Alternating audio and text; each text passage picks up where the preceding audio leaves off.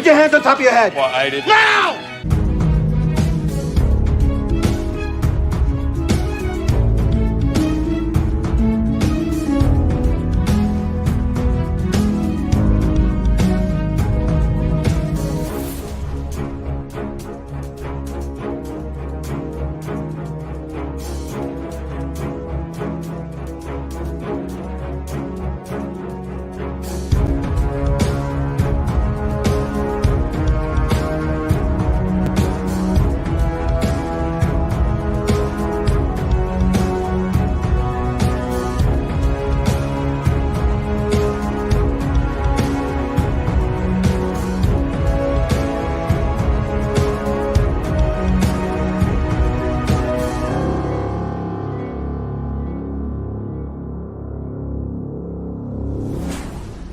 Bet your mother had a loud bark.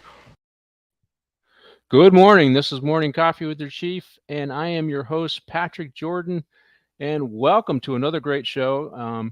Today we're going to do the movie Internal Affairs, but before I get into the movie and introduce my guests, I want to, do my regular plug for the Los Angeles mission. Just want to remind you, we are one day away from November, and one of the biggest events that the mission does is Thanksgiving. The day before Thanksgiving, they serve a meal with all the trimmings.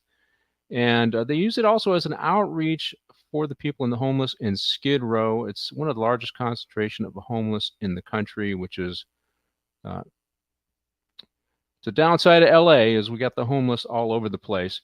Anyways, the Los Angeles Mission has been servicing the homeless in Skid Row for 85 years, and this event is their biggest event. They are a faith-based organization, meaning they don't get any money from government.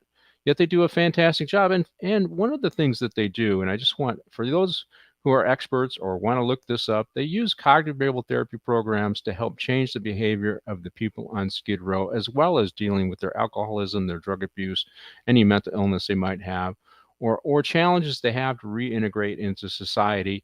They do all of those things, and those are the successful strategies that now the state of California is finally recognizing they have to go to with care courts. It's not just going to happen. You have to do wraparound services. You have to put your best foot forward, give them the best possible services. Just throwing them in a hotel room just doesn't work. We learned that with Housing First in California, spent a lot of money, and it was wasteful. But the Los Angeles Mission does not get money from government. Go to the losangelesmission.org. Make a donation today, $25, $50, $100.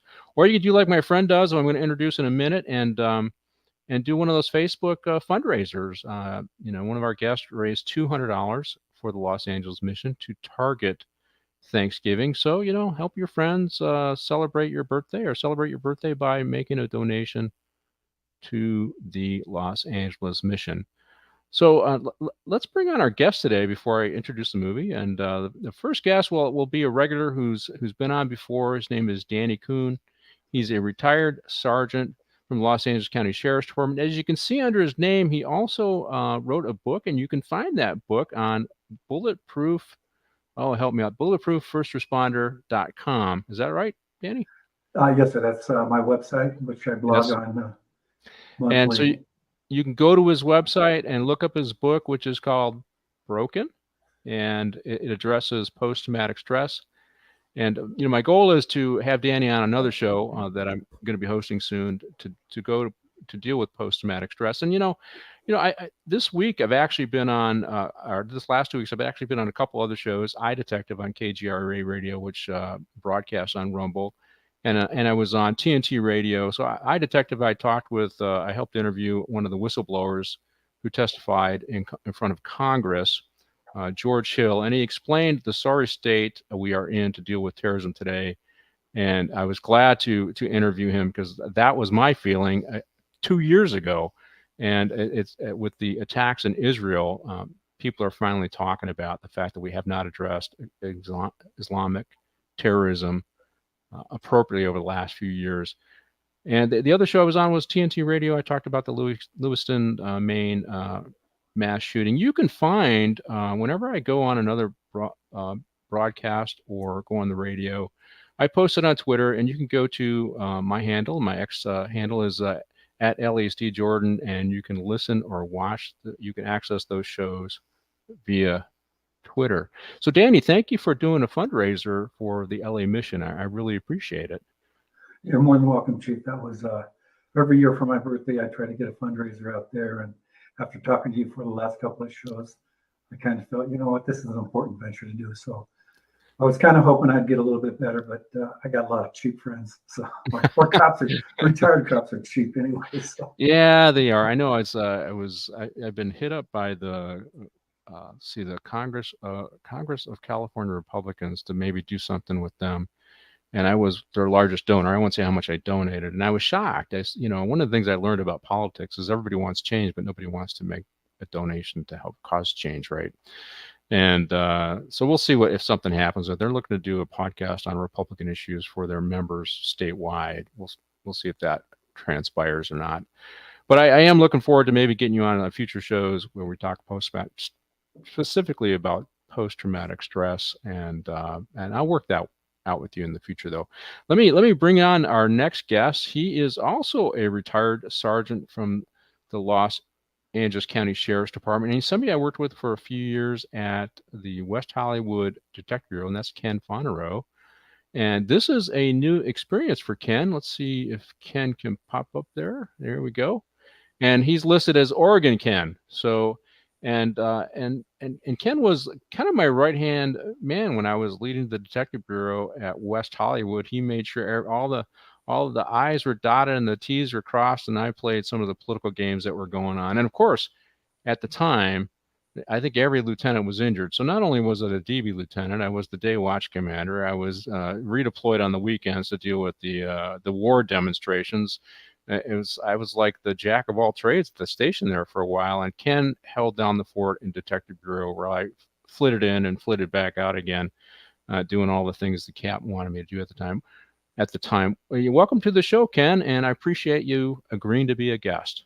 Thank you, Pat. It's good to see you again. Good to talk to you again. And yeah, we had some interesting times at what we call WeHo, West Hollywood Station. Yeah, I think it's most people who are obviously not from Los Angeles probably can't have a concept of West Hollywood, but you have the Sunset Strip, the famed Sunset Strip along West Hollywood, and you have what we used to call Boys Town. So it was the bars and clubs that the gay men would go to party, and so I forget what we had, like 30,000 residents, but on a weekend it would bump up to about 80,000 people in the city. Definitely, and both the Sunset Corridor and Santa Monica Boulevard Corridor are heavily trafficked day in, 24/7, constantly.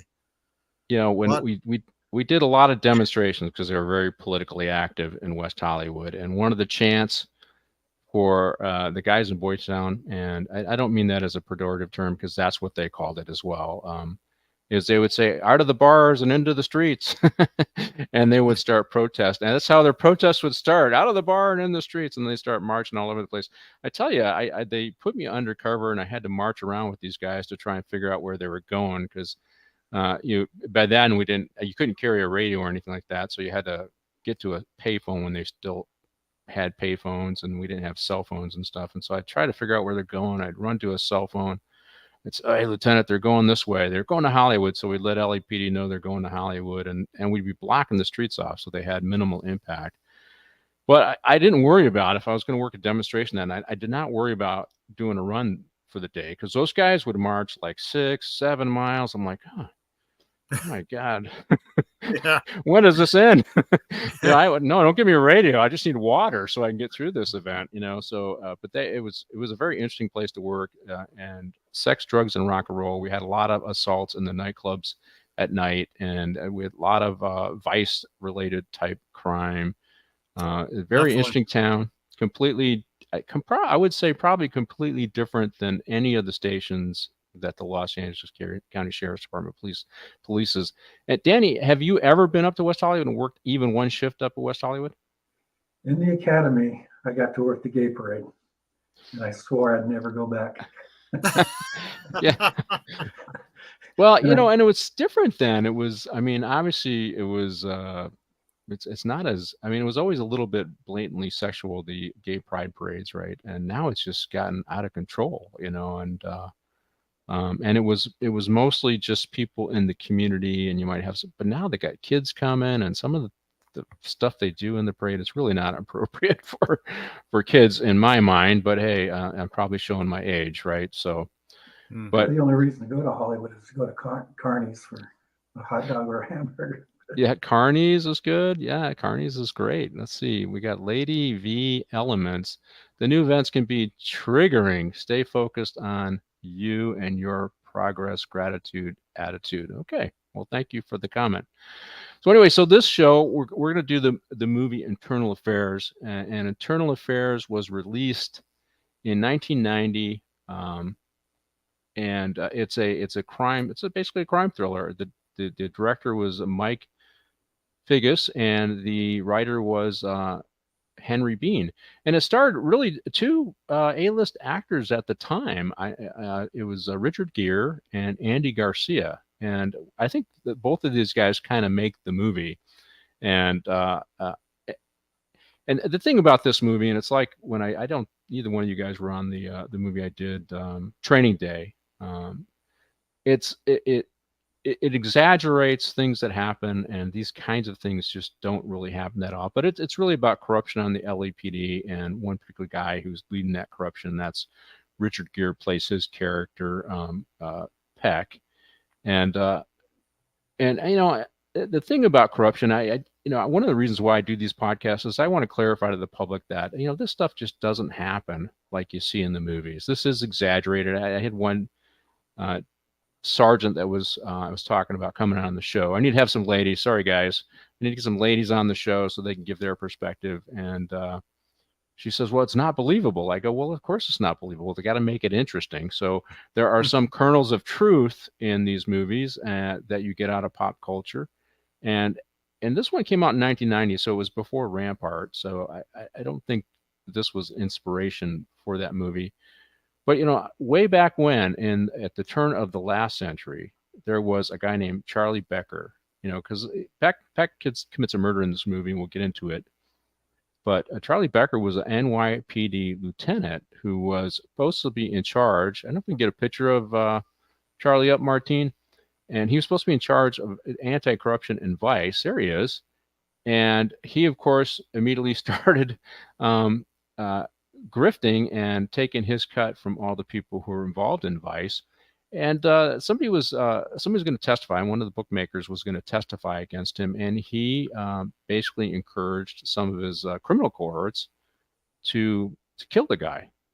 And so Lieutenant Charlie Becker is one of the few guys, or I think he's the only, or one of the few to be given the death penalty in New York State for his actions as a police officer. So corruption can happen, but the thing about it, we had in New York, you had the scandals involving Serpico. You had the scandals. I did the show Prince of the City. That was about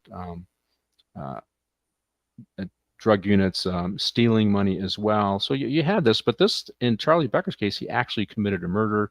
I think New York also had the mafia cops who were responsible for committing murders. But we're talking in hundreds of years, you only have a handful of cases for NYPD, and they're the largest in the country.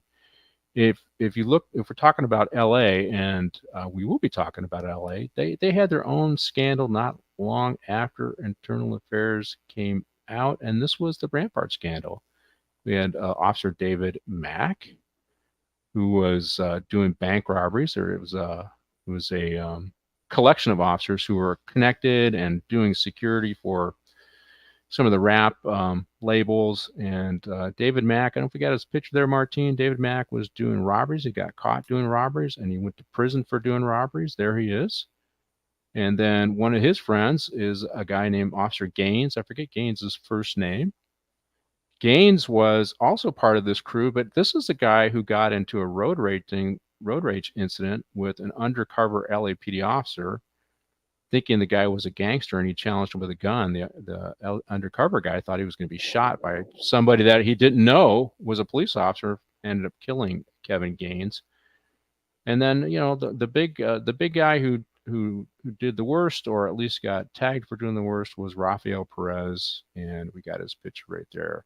He ended up testifying against everybody else, anybody he could lay a case on to help save himself. But he was stealing cocaine out of the evidence locker. And that's probably the most recent example in Southern California that is even akin to the show. And even this doesn't go as deep as the show goes, as we're going to see in a little bit. Both you guys were around for this.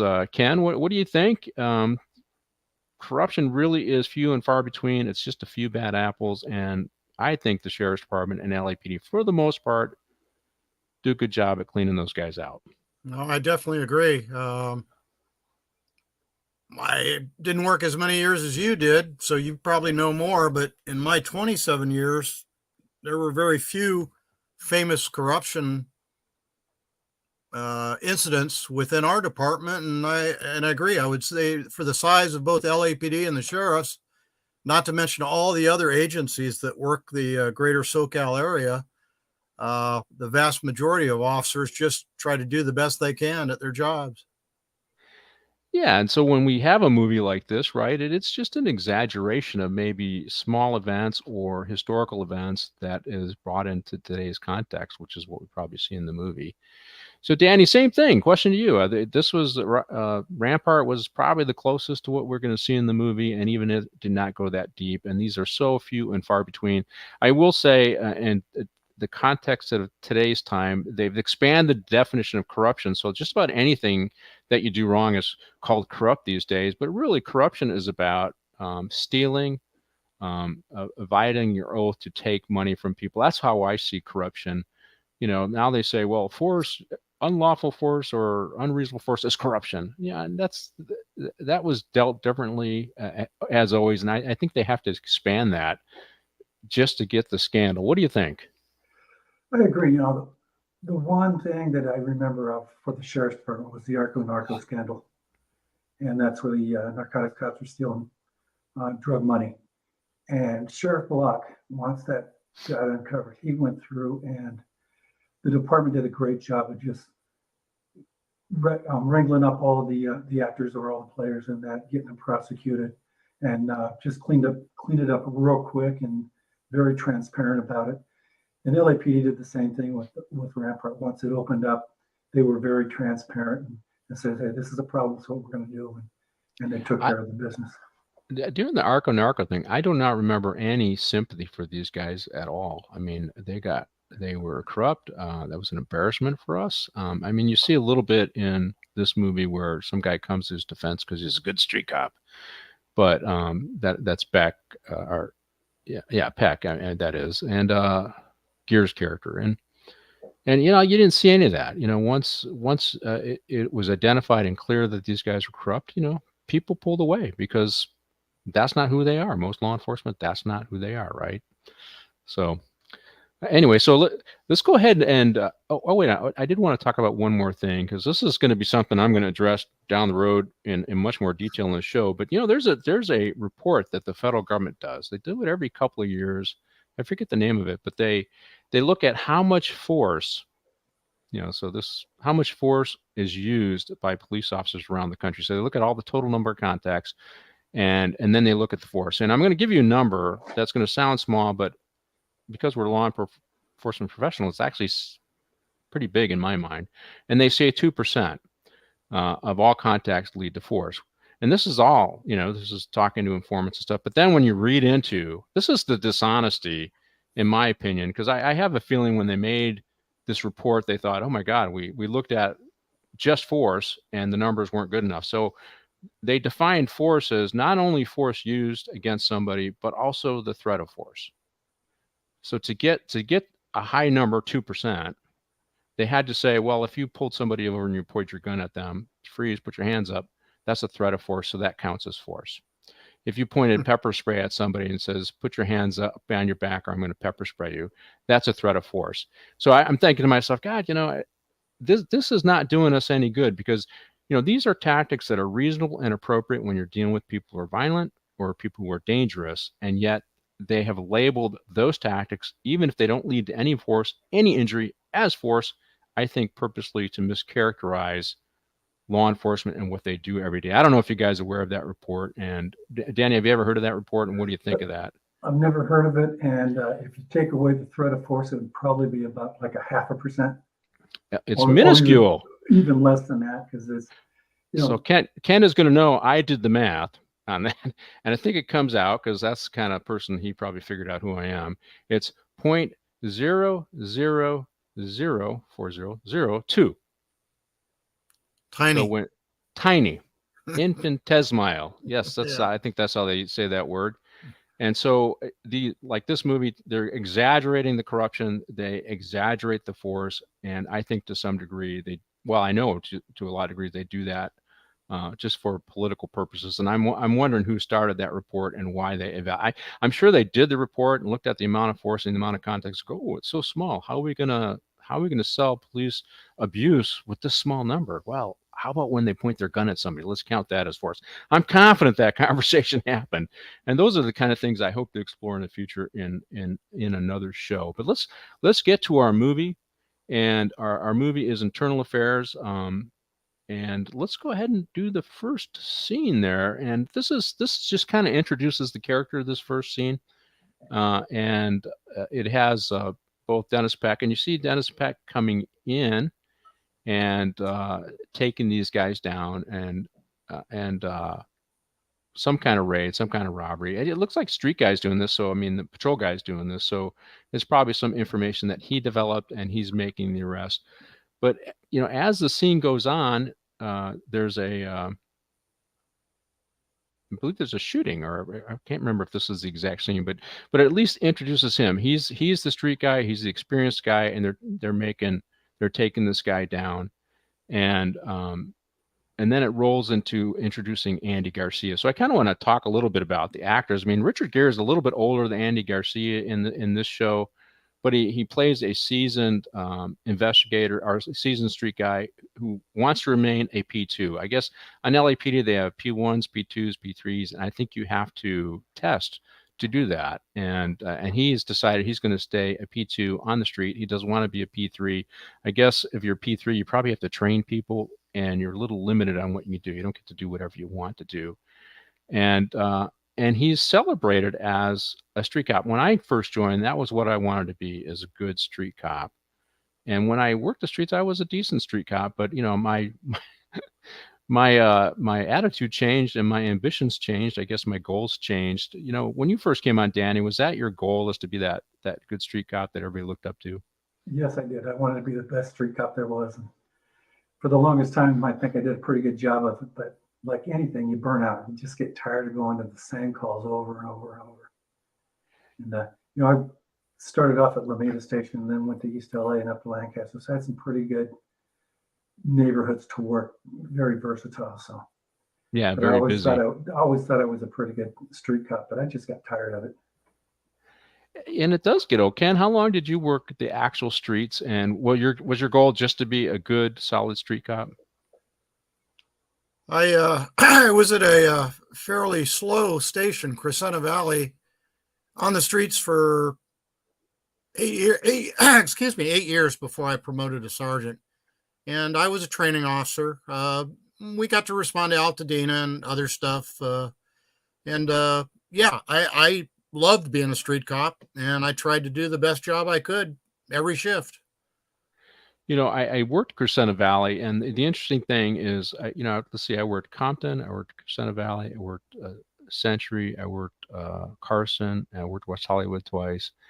And I can tell you, it was interesting going to Crescenta Valley because it was a little bit slower, and but the challenges there are interesting because the officer safety, you don't have backup quite as quick, so you have to be on your toes. You don't have all the resources to do, like at Century, man, they could set up a containment in a heartbeat. So you really need to be thinking about what resources you have available. You need to tap into Pasadena. It's definitely suburban policing, and it's a little different kind of policing.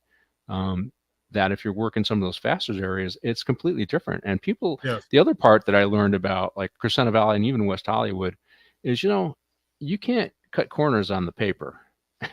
No, you can't. Because you're going to end up against private attorneys, and you need to lay it out there. You need to be good at writing your paper. And I mean, when I was doing cases at West Hollywood, man, you're dealing with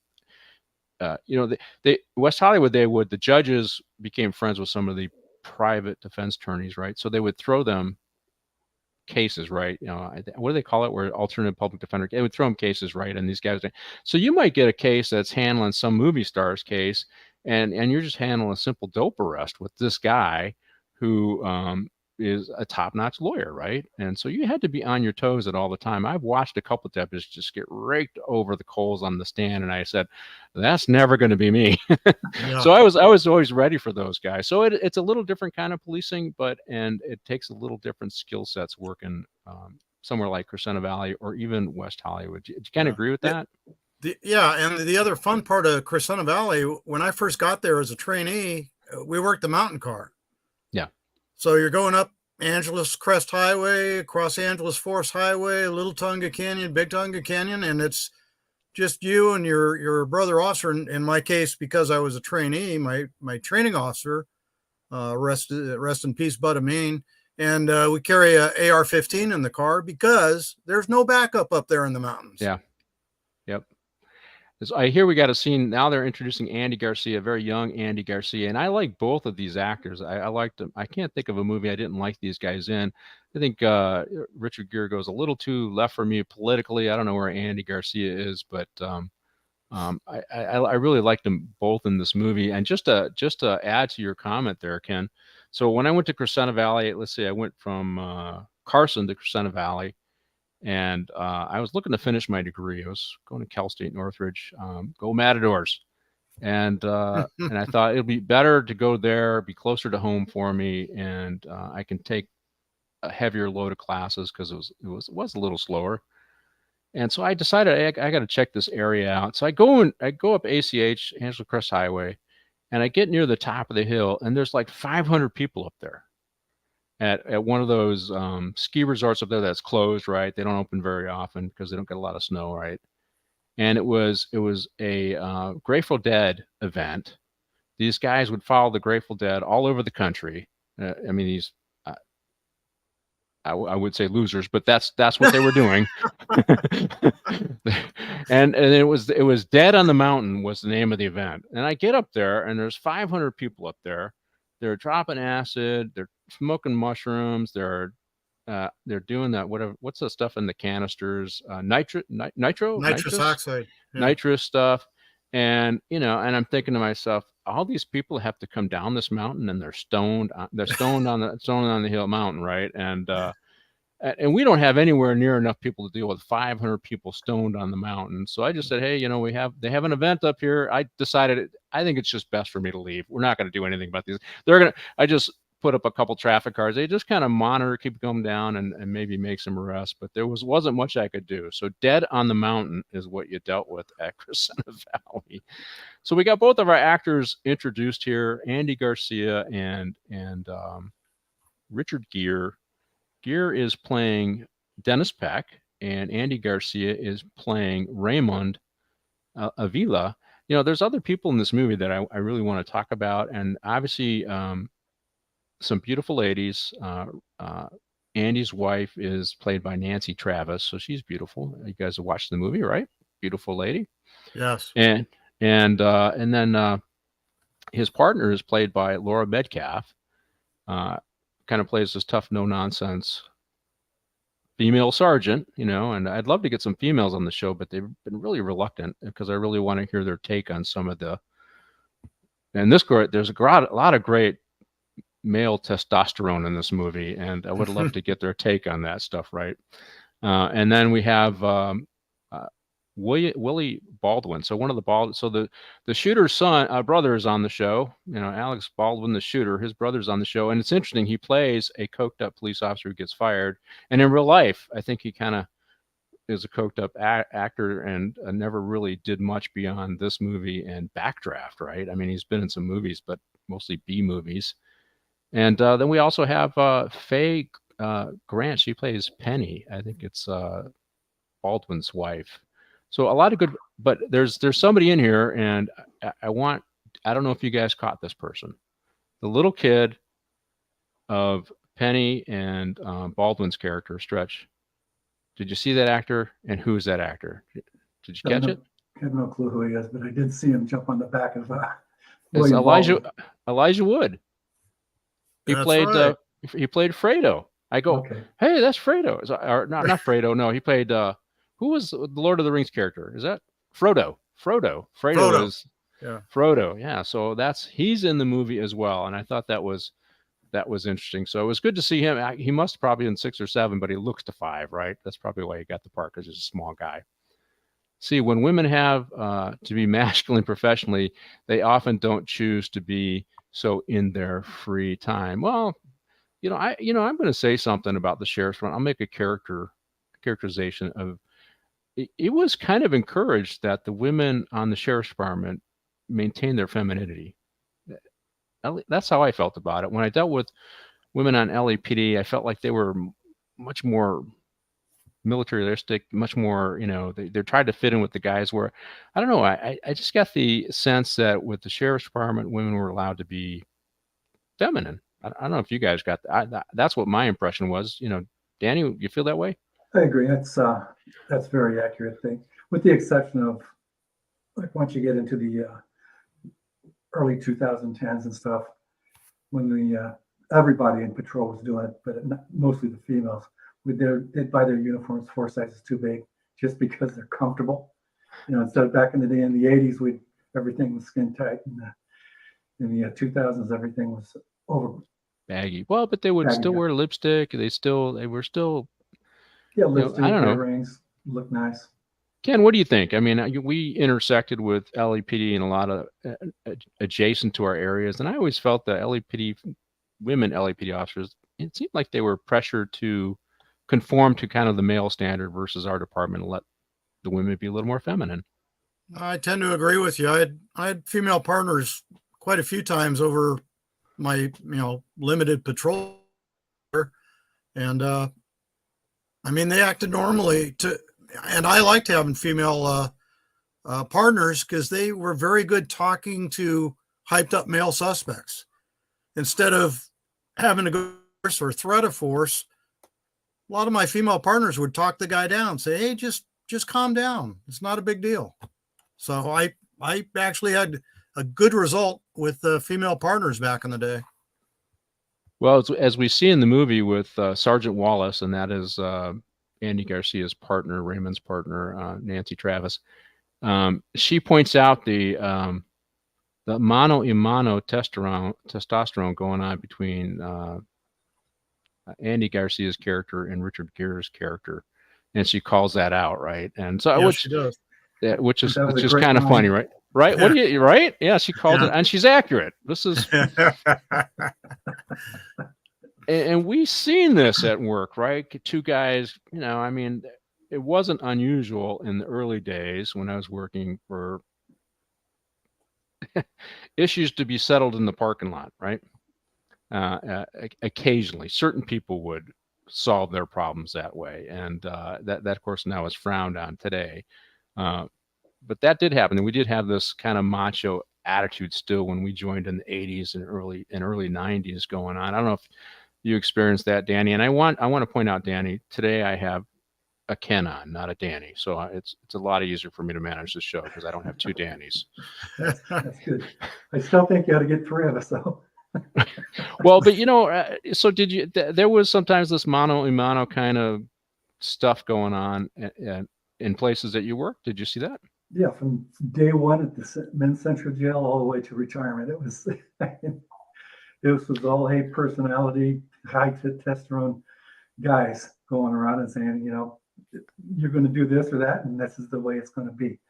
It was kind of entertaining because not so much at CJ or Lomita, but at East LA, it was real bad, and there were quite a few parking lot incidents.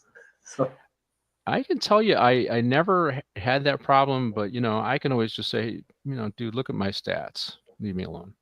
Because I arrested, one of the, the badges or, your identity is, are you productive? Do you make a lot of arrests? And, that's, that's the masculine ethos in law enforcement when I joined, right, kind of thing. And, there weren't that many people that had put as many people in the back seat working a one-man car like I did in West Hollywood, because I grew up blue collar. It's like, okay, I don't want to sit around. I got to earn my dollar. I got to be taking people to jail. So I worked the hypes and all that other stuff. And other guys, they'd make an arrest and they talk about it for 3 weeks, and then they'd make another arrest, right? You know, you guys met those guys, right? Whereas I'm like just filling up my backseat every day and so I think people just left me alone. I never had any of those kind of challenges. But of course, I wasn't really running around trying to be the top dog, I guess. Yeah, one of the stations I worked at in East LA, the restroom closest to the detective bureau was what was used in the PM and early morning shift, the swing and the graveyard shift. And we had in there what was called the Ask Gasket Gazette. And those little toilet seat covers, when someone screwed up or made a mistake, their whole story would be put out on that, and it'd be taped up on the wall in the restrooms. Oh. You know, every morning the DB commander would come in and he'd get a trustee to clean it all up. Yeah. And it just every day was like that. So I learned you have to have a thick skin. Well, for some guys, you can take them out of high school, but you can't take the high school out of them, right? That can. Yeah, did you ever see a little bit of that, a little too much testosterone for some of your guys that you were working with? Sometimes some verbal stuff going back and forth. Never that I know of broke out into an actual physical, shoving, fighting. But yeah, there were some words said. Yeah, and I didn't see that a lot with I did work with a female partner, and she wanted to keep up with and we were working that 7 o'clock at night till 3 in the morning. That was crummy shift. Was that 2 in the morning, or you need to start at 8 to what we call swing shift, or I forget. Yeah, that was the early PM, early morning overlap shift. Yeah, you come on, it's busy. You go off, it's busy. You don't ever get a break. And I was working with her, and she kind of wanted to keep up with a couple of guys who thought they were legends on the department. And so I like to work, but I never worried about keeping up with anybody. But I feel like she had to kind of prove her work to these guys, because one of them was kind of not really a fan of women in law enforcement, but she was a hard worker. I told her, you don't have to prove anything. These, we stay in the area. Those guys go out of the area, right? I mean, so, and we're making just as, huh? They're famous for poaching. And we're making as many arrests as them. So don't worry about it. Don't worry about it. I know who all the hypes are. We got plenty of people we can take to jail, and we don't have to go anywhere but in our jurisdiction, right? So let's get the next scene. It's called, I call it IAD stretch. And this kind of sets up the fact that there's something going on. Andy Garcia has gone to internal affairs.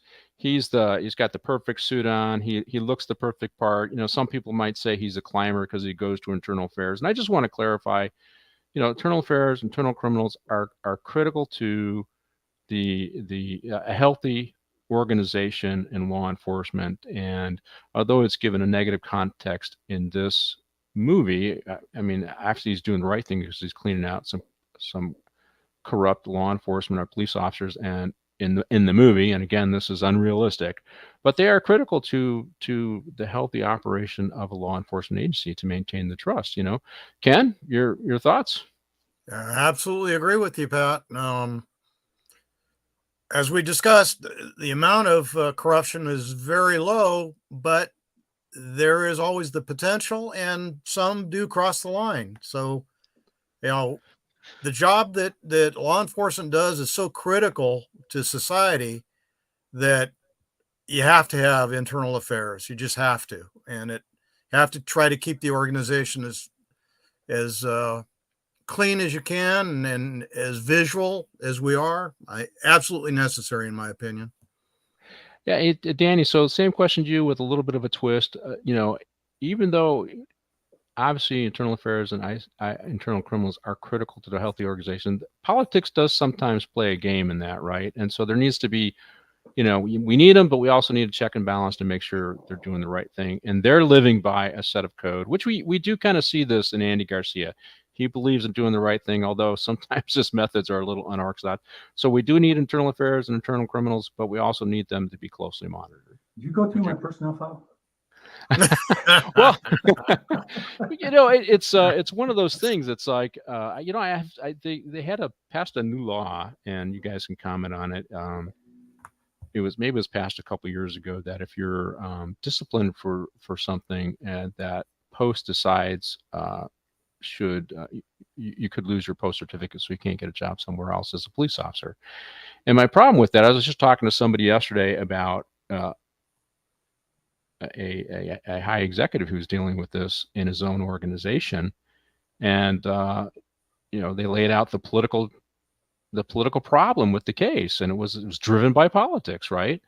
And you don't see those when they go to post, right? So yes, so there does need to be checks and balances, and that's where civil service comes in. That's where the unions come in, and that's why we need, the what is it? Holly Mitchell, one of our board of supervisors, says the unions are just racist organizations. No, the unions are there to protect the rights, the due process rights for deputy sheriffs and police officers, and they serve a critical function and a check and balance on internal affairs. Do you agree? Yeah, to answer your question, is nobody dislikes a dishonest cop more than an honest cop. And right. Internal affairs is an internal criminal. They're kind of a necessary evil, right, in a way, because they do. I was administratively transferred from over a political issue.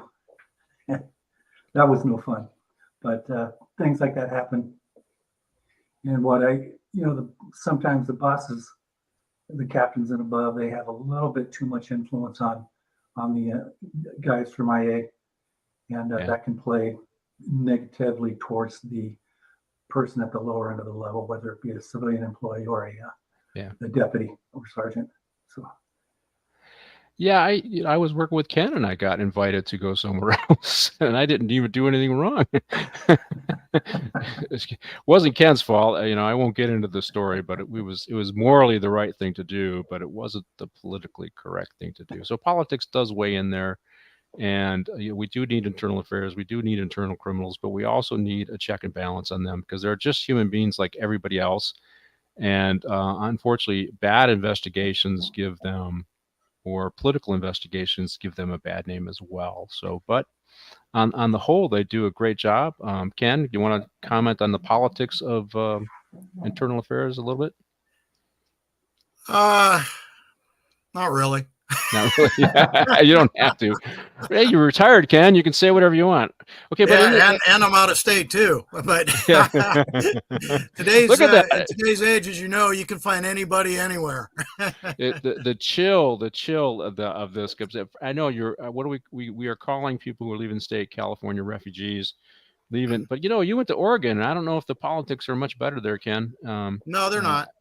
Are you in the west side of the east side of the state that wants to break away and join? I think you are. No, you're not part of that. No, we're right off the I-5 corridor. If you keep going north, you'll hit Salem and then Portland eventually, up into Washington. But the Rogue Valley, where we are, is basically a conservative area, except we've got the Beverly Hills of Southern Oregon called Ashland, where the Shakespeare Festival is. Yeah. And that's a very liberal little island in a sea of goat herders here. And you got more akin with the goat herders than the artists, right? Oh, absolutely. Absolutely. My wife and I go to visit the nice people in Ashland, but we hang out with the goat herders here in Eagle Point. Yeah, Pat, right. She's not telling you that in Grants Pass and Medford and a couple of those little towns around there, they're all full of hippies. So. Or we stopped up in Grants Pass a couple of years ago. I hadn't seen a hippie since the 60s. And it's like, whoa. I went to Eugene, Oregon to explore the college there. I forget what college that is. And took my daughter, and I'm looking around. I go, okay, there's some problems here, but these are all victims in LA. That's the way I saw them. I'm not too thrilled. These guys would all be victims in LA, but they're. Anyway, so in the scene, so Stretch, they go to talk to Stretch. He's an academy mate of Andy Garcia, right? So he's of Raymond's. He's academy mate. He recognizes him, but he sees him, and he immediately recognizes, okay, there's something wrong with this guy. He's on something. And Andy, it's funny because I worked with folks that were taken down for using on duty. And I didn't recognize it. And I didn't notice it. And you don't notice them when they're right next to you. But here, Andy is coming in and he's seeing an old friend and he recognizes a change. He knows his wife. He goes, okay, this guy's on something. Now, no doubt Andy worked the streets as well, like this guy. And he also, and of course, there's, as soon as they figures out that he's actually internal affairs, there's the chill that comes over the conversation, and that they're there to talk to him. But that's right. When people are involved in stuff, you don't necessarily see your partners as people who are capable of doing those kinds of things. So you don't see it, right? And sometimes internal affairs, when they come in, they see those kinds of things, and you're not seeing them, even though you're a good street cop, and you just don't see that your partners would do that. I don't know, Danny Coon, have you ever faced that issue where somebody was doing maybe using and you just didn't see it because you're not looking for it? Yes, I did. One of an academy mate who we were radio car partners for a short while.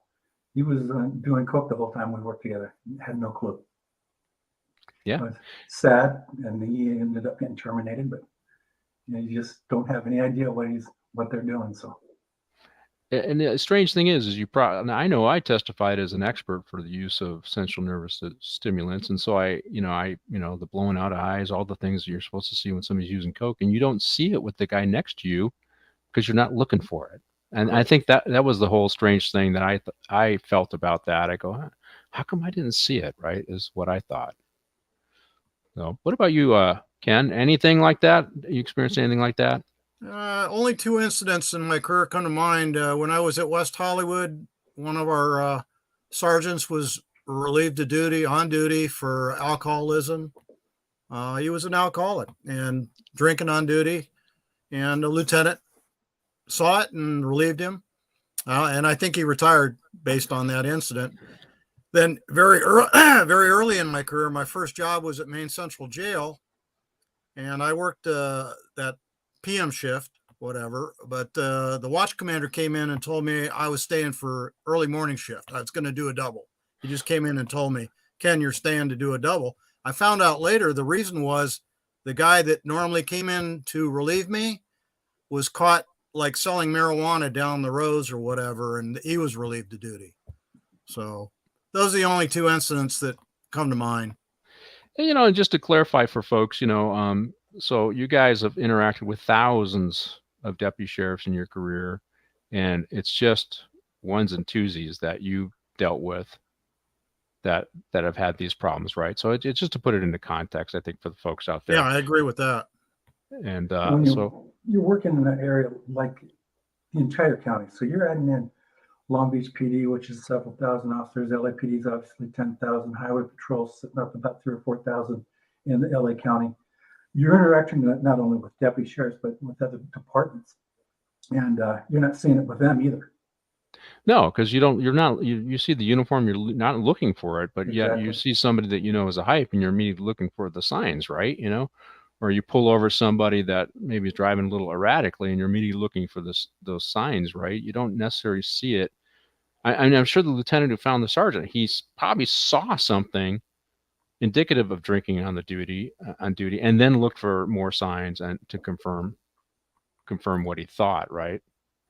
So I think they actually took him into the jail and had him blow or something.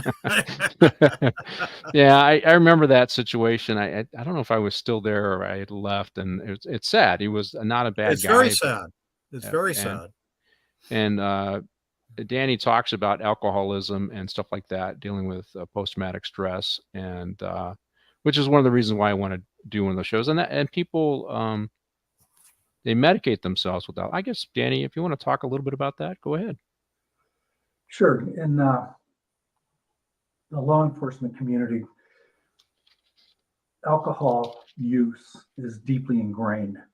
And the best way I could put it is that every television show and many cop movies where, with the exception of Adam 12, there's some scene or several scenes of alcohol being used after a large arrest or an incident or something like that.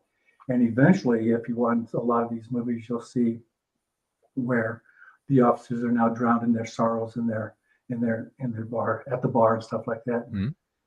Can't think of the name of the movie, but there was a study by the University of Phoenix several years ago, And what they did was they took a group of newly police officers and followed them for 5 years.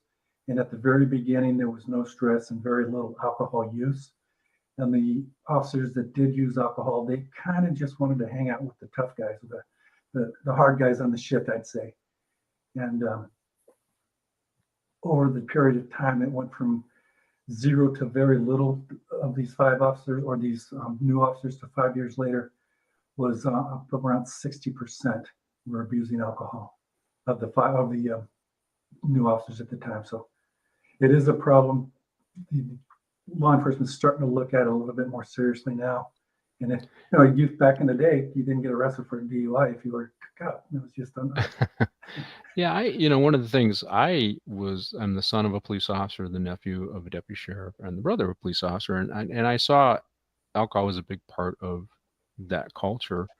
And I made a calculated decision. I think you've heard me say this before, to limit, how much I would drink with the guys and how often I would drink. And I got myself busy going to school, and then I made a commitment because my dad wasn't around a lot because he was doing all that shooting team, SWAT team stuff. And I made a kind of a decision that I wasn't going to do that stuff. I was going to try to be home more, right? And but that was so I probably understood the culture a little bit more than most 21-year-olds that come on and understood what I wanted as I dealt with that kind of stuff. I don't know, Ken, what do you think about that? People jump into that culture and it's been a while. I'm trying to remember back as a young what we'd call a hotshot patrol guy at a slow station, Crescenta Valley. We would have an occasional what you call post-shift parking lot get together with some beers, but I don't actually recall that happening that often. Maybe once a week, maybe not even that. Certainly not every night. Again, you got your own life. I mean, I was married. Actually had young kids by that time, babies, whatever, and had stuff to do. So I couldn't just hang out all night. Yeah, and I think that's the young unmarried guys go to PMs where there's a lot of drinking after shift, and the old married guys go to days or earlies, and they change, right? Your issues change. Yeah, I was single when I came on and working patrol, but I still made that decision because I started my degree, and then I think 7 years into my career I was married and had kids, and so that helped make it a little easier for me. But let's get on to the next show, our next scene, and this is the wife, and this is Stretch's wife. And it's interesting because I don't recall I going to the wife very much about problems going on, but Andy Garcia has a relationship with the wife, and prior to this scene, they showed a scene where the officer is abusive to his wife, and she talks about it here. Now, this would automatically start an investigation, relieve of duty, and that kind of stuff nowadays. But back in 1990, it might not have. But the drug use and alcohol also is creating marital problems, and that marital problem is also domestic violence. But she's not a saint here, because we find out she's involved in some bad stuff too. But it's interesting in this scene, or during this, while this is going on, and Andy Garcia is talking to the wives. I think he gets confronted by Dennis Peck eventually, who says, stay away from the wives, and because that's in his mind, that's not fair. That's off balance. Now he needed that because he was actually laundering money through the wives. But this isn't something that we really tolerate in law enforcement nowadays, any kind of domestic violence against your spouse. We've tightened up those, but it does happen if you're drinking a lot, no matter who you are. Domestic violence creeps in. You have a comment on this, Danny, in relationship to post-traumatic stress as well? Yes, and domestic violence does come in regards to post-traumatic stress. Yes, it does come involved. In this, it's kind of interesting because this show was made in 1990, so we can guesstimate it was probably the laws from about 86 to 90. Now, those are right about when the domestic violence laws were coming in. And it just kind of struck me funny that they weren't addressed as much as it should have been in the movie, but then it's a movie. Yeah. When you're under a lot of stress, you don't take a lot of lost my wording there. You don't take a lot of stuff from other people. A good example would be in this movie here is when Andy Garcia, when he starts realizing that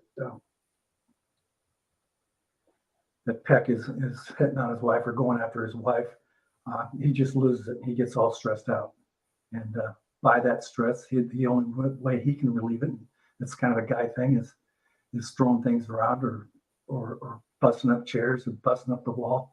You know, you watch a baseball player when he strikes out, what does he do? He goes and beats the water cooler, and that's just from the stress. And in this case,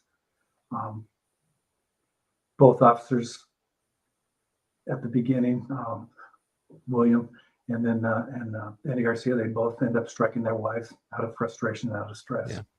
Yeah. Well, I also think it's a little bit of the moral decay going on. So these guys involved in criminal activity, they're using cocaine, they're, you know, covering for prostitutes on the streets, as we see in the movie. And, you know, when you lose your moral foundation, these things can happen more, right? Because you don't have foundation. And we take an oath and we weed through all kinds of people to try and get the best people, believing those that have lived a morally sound life will be good candidates. They are sometimes changed by the jobs, but when you start going off the reservation in terms of what is morally correct, these things happen more. Would you agree with that, Ken? Oh yeah. It's funny because as I watched this movie again, which I hadn't seen in many, many years, Richard Gere's character, Dennis Peck, he actually portrays himself as a family man. He's been married 4 times, has 8 children with 1 on the way, yet every female that's in this movie becomes a lover of his, whether they want to or not, and he still considers himself a family man. Yeah. So it just shows you how corrupt your views can be of yourself. He makes a statement later on also about kids change everything. Well, they certainly didn't change him for the betterment of a person. Well, see, that's why they cast Richard Gere in this movie. It's because he probably has some questionable moral values. Well, he also said something. Wives are always looking for strange, which means they're always looking to fool around on their husband. So he, you know, even though he was a player, as we would say, right? He clearly didn't have a lot of respect for women, at least with that kind of comment. Definitely did not. Did not have any respect for him. But also one of the things Andy notices is these guys have, you know, they got Rolexes, you know, Mercedes Benz, they're driving nice cars, they're living in nice houses, way beyond what a police officer should be able to afford, right? And of course now they're beginning to get into their financials. And they're investigating their financials, which is kind of what they did in Arco Narco, right? I mean, they got a clue that something was going on. That's what I recall. Yeah, it's like they delved in the financials, and you know what? I mean, you know, where do you launder the money once you steal it? And you're doing that, right? And that's what he had to use. Dennis Peck was using these women for, is to help launder the money through various businesses, and of course, they're all going to go. One of the guys, I think his wife had a hairdressing shop, and she was, you know, laundering money through there, that kind of thing. So, but I just, Dennis Peck, I didn't think had any respect for women, and he displayed that over and over again, how he treated them and how he talked to them, even though he was a schmoozer. And we've all worked with that guy that, you know, for whatever women throw themselves at a particular guy or whatever, and they take advantage of it. And at one time, being young and good looking and trim and all that other stuff with hair, you know, I got a lot of come-ons from the ladies, but I didn't play at work. It was just one of the things I just didn't do. But a lot of guys, they didn't have that rule, right? They would take advantage, right? So, I mean, obviously you saw that, Danny, right? Yeah, man. A lot of the guys that I knew that played that role, and they were young and dumb in patrol. They didn't make it past 15 years on the department. They got rolled up or something happened and they left. Yeah, eventually when you're playing hard and you're going to get caught, and And Well, and back their when, wives ended up with, half their pension, and they're living on 3 cents for, and got to work all kinds of overtime because they got, a lot of kids at home too. And, but Dennis solved his problem by just being corrupt, right? I got 8 kids. I can't make enough money as a cop, so I'm just going to be crooked, right? well, he And, ran a secondary scam of, and this is it's big in a lot of police departments. Fortunately, it never happened with our department. Is the off-duty security jobs. I mean, Yeah. that's a racket. The off-duty movie jobs that LAPD Motors do, that's a Yeah. racket, a big racket. To me, there was just, doing that stuff was like danger, Will Robinson. There was nothing good could come out of that, right? So I never really looked to do that kind of stuff. I mean, I did work in West Hollywood. We had, the security for the Academy Awards and stuff like that, but it was all managed by the sheriff's department. So I would do that kind of stuff.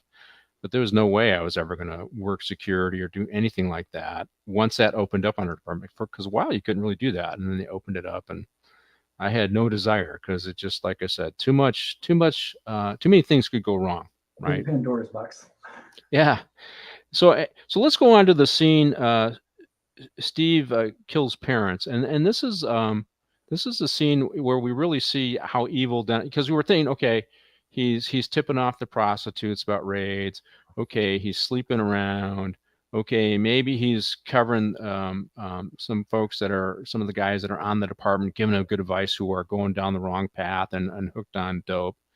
But now we really see in this scene, it explains just how evil this character is. I mean, he's working security at the Galleria, which is interesting. I think that was the Glendale Galleria, and the security force is run by an ex-con, and he's got a bunch of cops working there, moonlighting, which, like I said, it's always a risk, right? Mm-hmm. And this guy connects him with this family that wants to kill their parents, right? Yeah. And so he's negotiating this. At the same time, of course, he's shown zero respect for them because he's playing with the woman under the table.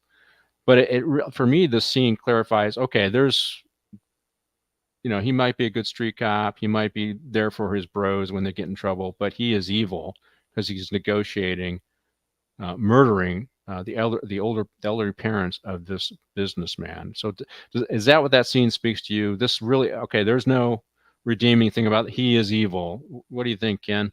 Oh, absolutely. That's I agree. This scene kind of nails it. Like he's like, well, I'm not going to do that for 15 grand. Get your head right. It's like, oh my God, that's like, doesn't get more evil than that. Yeah. And he's, like you say, he's playing with the wife under the table, and it's just like, man, the word that comes to my mind is scum. He's just scum. And I have to say, the writing in the movie was actually pretty good. I mean, we had 2 really good actors who are pulling this off. And you can dislike Richard Gere, but he is a good actor. Andy Garcia is a good actor. They have a lot of other people that are doing a pretty good job in this movie. I liked Sergeant Wallace's partner. I thought she did a great job in the movie as well. Mm-hmm. And all of the gals in here played, did really well in their movies.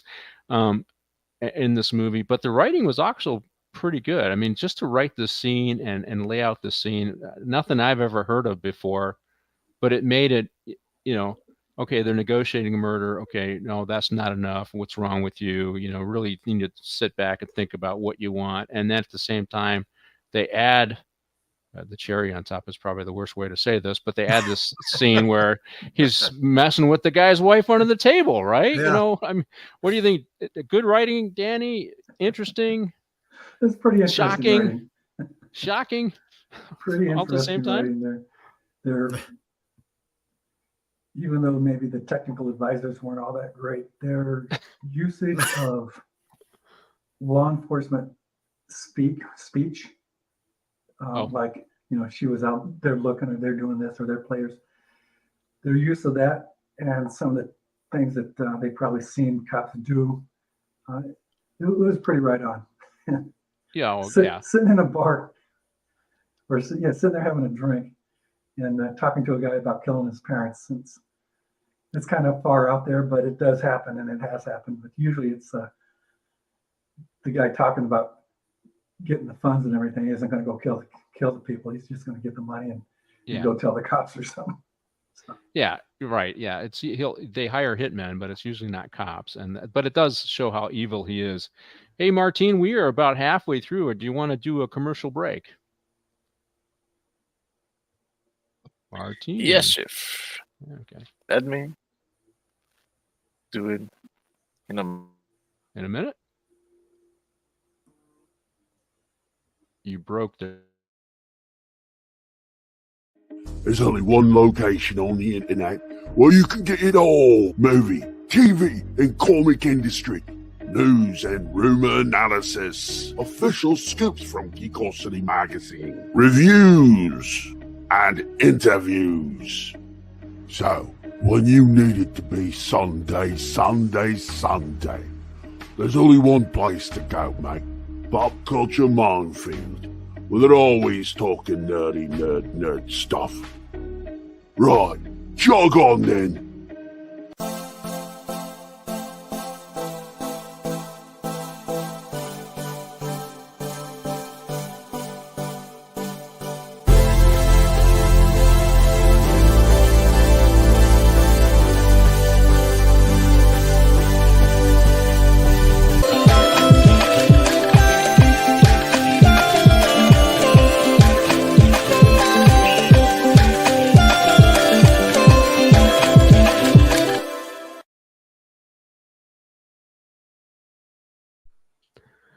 Welcome back to Morning Coffee with the Chief. I'm your host, Patrick Jordan. I want to remind you guys, as you're watching the show, to like the show on both Rumble and YouTube, and be sure to subscribe to the YouTube channel, Pop Culture Minefield, and follow us if you're on Rumble. Follow the show on Pop Culture Minefield on Rumble.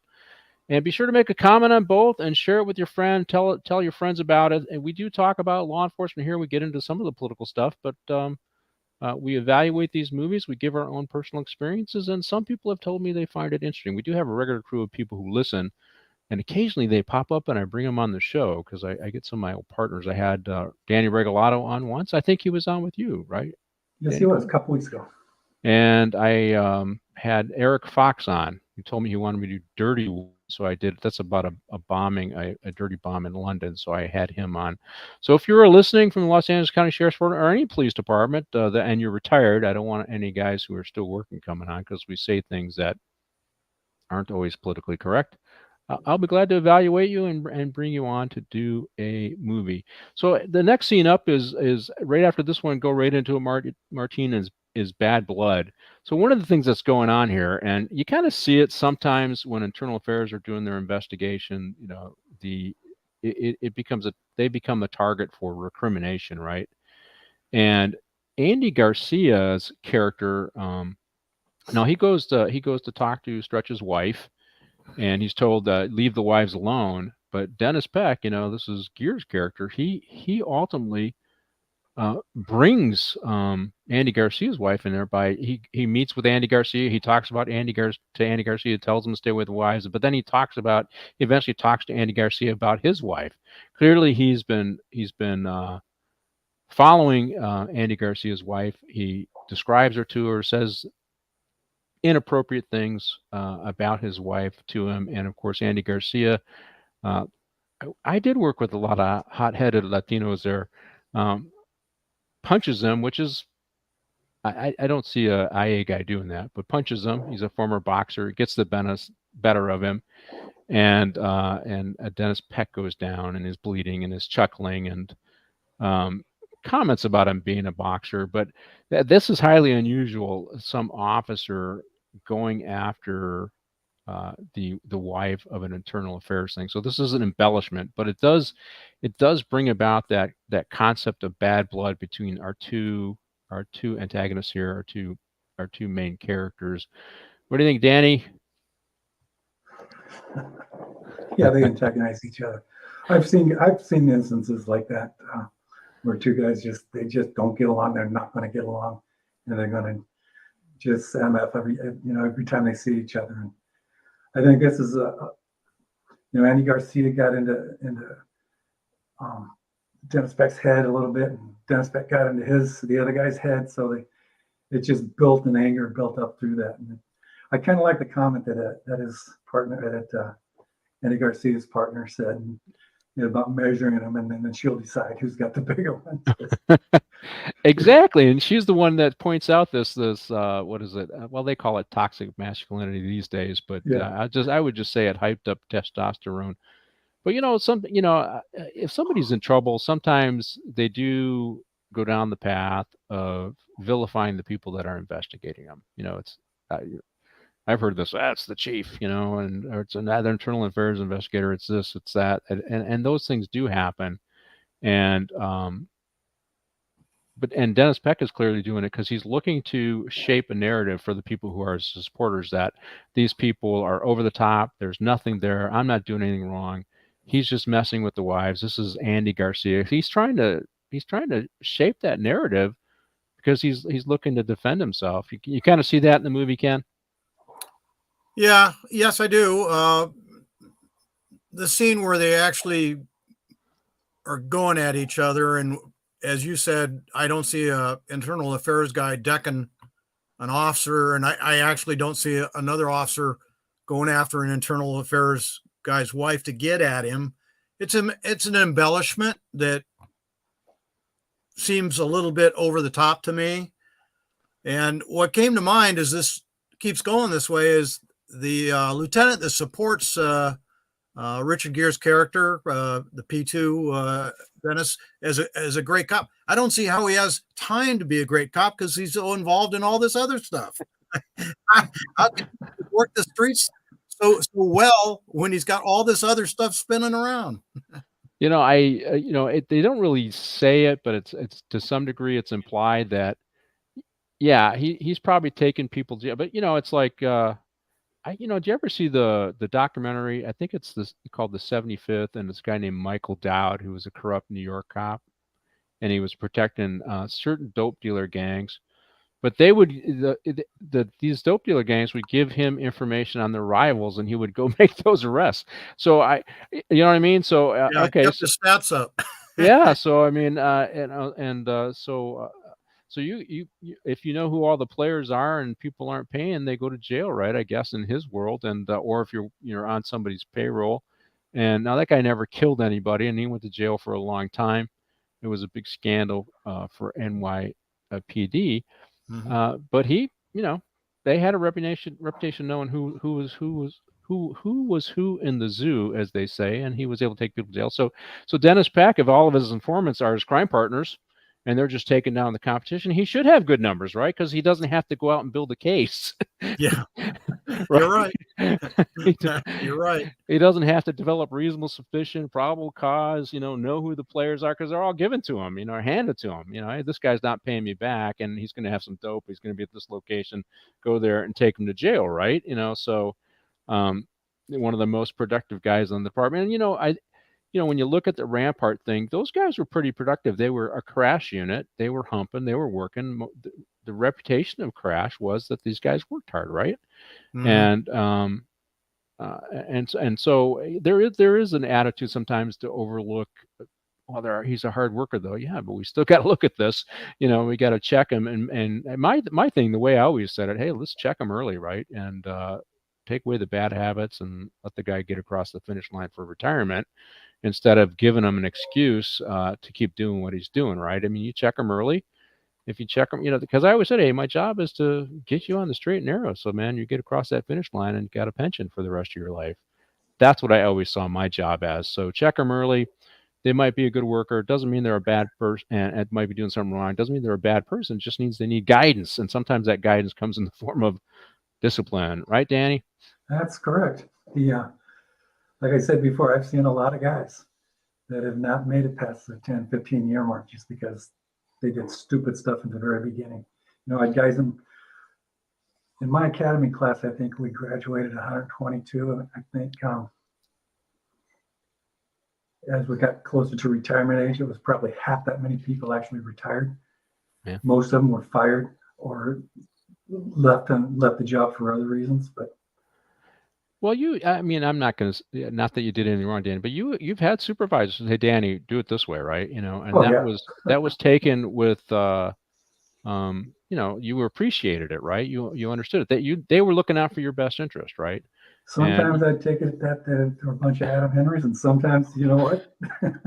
And usually if I thought of them as Adam Henrys, then I'd realize that, wait a minute, Yeah, you'd say, okay, I'm being the dummy here. I need to listen to Yeah. this guy. And that's funny. I had sergeants work for me, and I remember this one guy comes in and he complains, the sergeant, that he said this, he said that, his tone, his attitude, his this, and I say, okay, well, what was he talking to you about? He complained that I wasn't at work on time the last 2 days. Okay, well, why weren't you at work on time the last 2 days?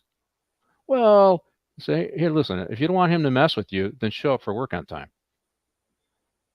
This isn't about his tone or his doing something wrong. You're not showing up on time for work, and that's prima facie evidence of incompetence if you can't show up on time for work, right? I mean, that's basic across every industry, right? And yeah, the sergeant can improve his tone. And I knew the sergeant, and I go, yeah, he's one of those guys. But you know what? He wouldn't be talking to you if you were there on time.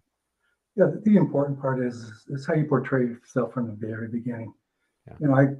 I was raised to be honest. So if you're honest the whole time, then you really don't. Like my dad used to say, if you're not honest, if you have to tell a lie, then you have to remember things. And when you're honest, you don't have to deal with that. And it goes a long ways for when you get into these internal affair messes that you've been in. The guy's looking at you and, wait, why are they putting this case on you for? Or what are they doing this to you for? And it's, I don't know, but I'm honest about the whole thing. And eventually it either gets cleared up or whatever happens.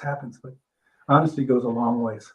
Well, but I also think, and Ken, you can ask me, if you check somebody early, your goal is to get them across that finish line in their career. It's a guidance thing, right? Absolutely. Although I made it to the supervisory level, I always respected my line job. Yeah. And I guess as a older guy, because I came on at 28 and a half, even in my academy days, I had the DIs say, hey, Ken, you're really good at written work. Probably not the best physical specimen we've ever had because you're older, but maybe help these younger guys out with some of this, written stuff and just towing the line. And I carried that through later on. I just, catch it early. It's always best. I tell you, catch people on spelling errors or writing errors, and they get so embarrassed and frustrating. It's one of the things but you got to do it, right? Because you don't want to be angry and frustrated on the stand. So let's bring up the next scene, and he sets up his partner, and I guess we got to bring everybody up to speed on the movie. So they looked in the financials of Dennis Peck and Stretch, and they got kind of Stretch here, Officer Stretch, in a box. And Andy Garcia is talking to him and has convinced him to give it up. He's gonna talk about Peck. He's gonna talk about Gear's character, and he tells his wife, who's also having an affair with Dennis Peck, and he knows that this guy's going to talk, and Peck's world's going to come to an end, right? And so he decides that he's gonna set up the partner. Of course, this is one of those things that's completely outrageous, that something like this would happen. But it makes for good copy, and they pull over or they actually pull up to a van which is stopped, all prearranged. And it's when you're watching the movie the second time, you're thinking, "Oh my God, this is so prearranged." But it's not unusual for you to pull up what you think is an abandoned car right on the roadway. That isn't unusual at all. But Peck knows exactly where to go. And he lets his partner move forward to check out the van first. And of course, he gets shot. And of course, this is a setup. Unbeknownst to Peck in this scene, there's actually two shooters here. The guy that shoots his partner, he ends up killing. He also ends up having to finish off his partner who hasn't died yet. He chokes him out. And then a second crime partner takes off in the van. Somebody knows that Dennis Peck did this, right? And obviously it adds to just how evil this guy Dennis Peck is. But this is completely unrealistic. This is pure Hollywood. And anyways, any comments on this particular scene, Danny? Other than again, we're in the 90s or the early 90s, and then not wearing a vest. This is what we talked Yes. about the last time I was in the shows. They just threw out. I got a kick out of. He was carrying a stream light, but Yes. it didn't look like it was on. It looked like he was just kind of holding it up. So the technical advisor kind of failed there that there was no light because there was no illumination going into the van. I bet you, I bet you when, that is messes with the movie camera, right? When you're shining the light directly into it, you know what I mean? There's I don't probably know. some technical aspects with that you couldn't have. But yes, I noticed The that. light bouncing off my forehead kind of messing with it. No, I don't. I think it's more the light messing up the shot, right? And Yeah. but you're right. I did notice that he had the stream light, and of course they got the older cars there, the typical alley lights that are the spotlights that we used, which they didn't use in this time too. Also probably because it messed up the shot. So Ken, what'd you think of the scene? It's good writing because we got one guy that we got to get to. Andy Garcia's now have a lead, and this is the guy that escaped. They know he killed Stretch. They know he set him up. Yeah, I can't help but think that this crime scene with an officer-involved shooting with almost a contact wound from his Beretta to the shotgun guy that was, the executioner of Stretch. This crime scene would not pass the sniff test to any investigator. It just doesn't line up. Plus, then Dennis fires 4 or 5 shots at the fleeing van. So you got empty cartridges. I don't quite understand how he explains how this all went down. Yeah, I agree with you on that, and obviously they weren't doing it from a forensic standpoint, but you're right, and that's something that I'll have to have one of those forensics experts on and do a show where we talk about that, and when the story doesn't line up with the evidence is usually the first clue that the story is not true, right? Absolutely. But they already know that he's the killer, right? This guy was going to give up the goods, and which brings up, why would you let him go on the streets? He's already committed. He says, "Yeah, I'm going to talk," and a good organization would have said, "Okay, you're working the desk at IA, for the next, duty. you're relieved of duty, or at least you're at a safe place. You're not going in the streets with the guys that you're going to testify against." But of course, that doesn't make for good movie. But they would protect that witness, right, Danny? You'd think they would. Yeah, that whole scene was kind of hokey, but it's, like you said, good Hollywood. Yeah. I could see someone being administratively transferred to hide him or something, to protect him if they were going to, especially on something huge like this. Or they just, maybe they don't do it. They just say, "Oh, hey, you got this great, you interviewed for this gig and you're going to XYZ," just so that, it isn't out that you're actually going to talk. I mean, Peck would know it. He's an experienced guy. He already knows that the guy's going to talk, but you would get him out of the line of fire so nothing happens. Yeah, which kind of brings up the next scene, and it's all the women is what I kind of wrote as this scene. I believe it's so here he is now. He's talking to his ex-wife, and he's asking her, "Hey, is anybody coming around to talk to you?" And so he's got his ex-wife, right? He's got I don't know if it's current wife or his girlfriend that are involved in this, right? And he's got Penny, which is Stretch's wife, that's involved in this as well. And he knows that he's using them to launder the money, and so now he's asking, "Is anybody coming around?" And it was kind of odd to me that he had such a close relationship with his ex-wife. I guess he's probably paying a lot of support to have that, but he does. He doesn't seem like it's a guy that respects women, so that it surprises me that he has that kind of relationship with her. And this is also the scene where they go in and they're looking for the driver. They got a lead on who the driver is. And when they want to cut corners on the movies, they always have some informant that knows where the guy's going to be exactly and when, right? So did you notice that? Okay, we got to cut some corners here. Let's have a scene where the all-knowing informant tells you where the guy's going to be, right? And so they go and they're waiting for him. And so here's another one of the other ladies involved. I think this is Peck's wife, right? I think that's who this is. She's beautiful. Current And wife, yeah. yeah, Current the wife. current wife, and you can see Peck is starting to get a little stressed because they're getting close. He's already had to kill somebody. They think they're going to target these guys next for conversation because they know they're engaged and involved in internal affairs, meaning of the women, and eventually this causes Peck to go off full tilt. But first, his goal is to eliminate the guy that got away, and that's what this scene is about. And so they're setting up on him. Internal Affairs is setting up on him with some other undercover guys. They have somebody who knows who the guy is there, and somebody that has had some run-in with Peck and doesn't want to get on the wrong side, which is surprising to me. I don't know if you noticed that scene. The guy really didn't want to get on the wrong side of Peck. That's the cult of personality that Gere's character had for all these other guys. But he helped these guys out. He ends up getting killed in this scene. This is the black police officer. I can't remember his name now. Yeah, he's the guy that went to homicide. I forget. Yeah, or he was promised to go to homicide to Yeah. help, right? And Yeah. and it was funny. He said, "Well, Dennis always promises you'll get this, you'll get that. I got connections. I can get you here. And here you're promising me going to homicide." Remember this scene? And he says, "You're just like Peck." Remember when he said that? Because I'll get you to homicide. You're just like Peck.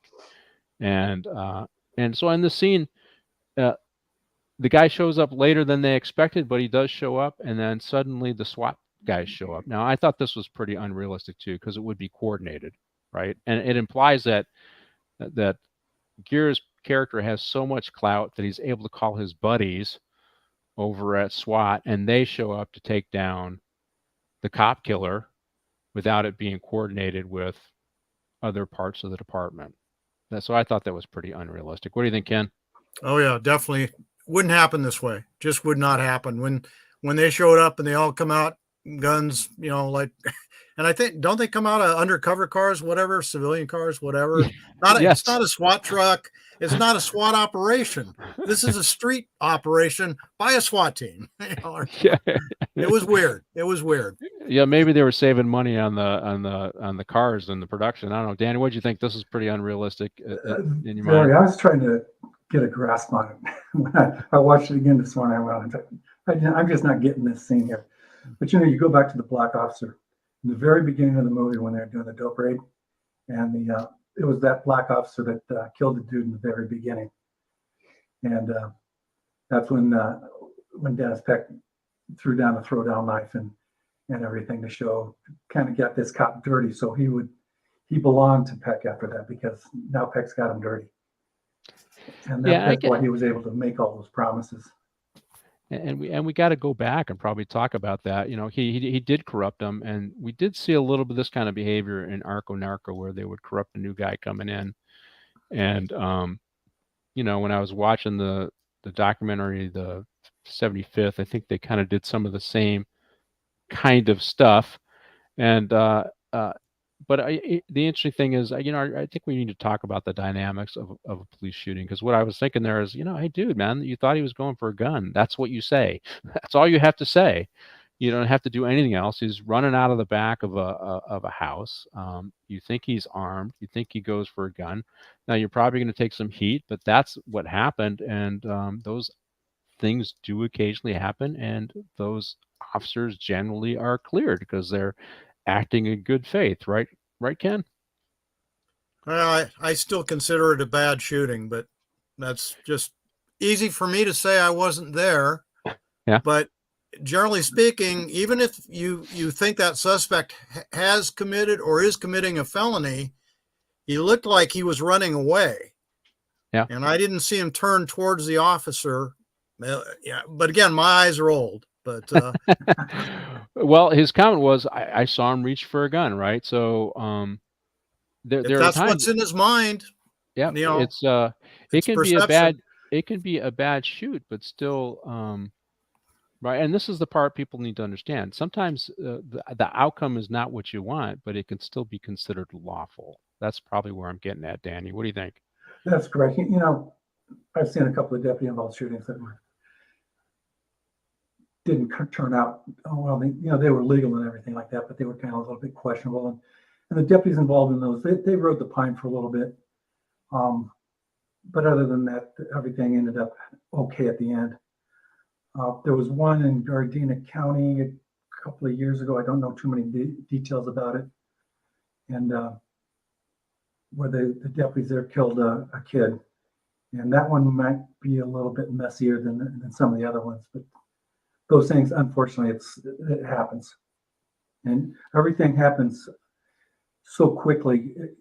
In less than 300ths of a millisecond is when things happen. From the time you see a person make a furtive movement to the time you realize that he's making that move, it's about 300 milliseconds. That's about as long as it takes to blink your eye. And when that happens, then the whole physiological portion of your body kicks in, where your adrenaline rush, and there's just a whole bunch of stuff going on in your body. And and it's that all has to be taken into consideration. It's I don't know if you guys ever went to that training for science, so I got a chance to go through it, and it was very interesting how they talk about your experiences, your collective experiences, when you're and what you see and how you see it, many times might be a little different than what actually happened. And what they explain is when you're looking, when your vision, it's really a series of snapshots. Because it's not like a video thing where you're constantly seeing things. It's a series of snapshots, and then your brain uses its experience and its understanding of those events to link together what they think is. It's an interpretation of those series of snapshots that they call your vision. I don't know if you ever knew this, Ken, but it was very interesting to me. And they call that kind of your schema. So what is your knowledge? What's your experience? And so when you're in a high risk situation, and your head's on a swivel and you're looking, based upon your previous experiences, you're linking together, you're interpreting those snapshots of events as to what's happening right now. Does that make sense? Exactly. Not only does it make sense, I'm going to use that if I ever need to. Yeah. And so it was very interesting for me because so the Carson lobby shooting, I was a watch commander, first night as a watch commander, first couple hours as a watch commander. After that shooting, I said, hey, I can handle any decision now. That was, but when the shooting starts, I go out out of the watch commander's office into the watch sergeant's office, and you look through a pane of glass that is between the watch sergeant's office and the dispatch, and then you look through another pane of glass that leads into the lobby.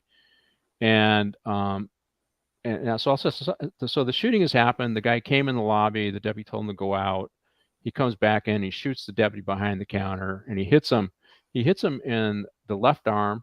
The deputy's turned sideways to him. It goes through his left arm, through the pen set of his shirt, and into his right arm. And that's, if you guys know Carson, it had kind of a high desk, right? And there's three deputies in the dispatch watching what's going on, and the deputy gets up to defend himself, a guy named Robert Frank, but both of his arms have been taken out. He can't pull a gun. And at the first round that goes off, I think they're just messing with me because I'm the new watch commander, firecracker or something. Then you hear boom, boom, boom, boom, boom. I go, ooh, something's going on. And so as soon as I walk out of my office and I look and I see that guy, now there are three people in the sergeant's office as well. I didn't see any of those folks.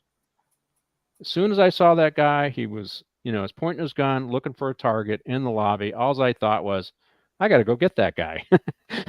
So, and I didn't see people in the dispatch. And what had happened in the meantime, from the time I got to my office, is the second set of shooting was a field deputy who was on the phone with his wife saying, hey, I'm going to the field, honey. And he sets the phone down. He goes out and drags the wounded, engages the suspect, 10 rings him, but a guy's still up and fighting, pulls the deputy into the dispatch area. And that's about the time I get to the watch commander's office.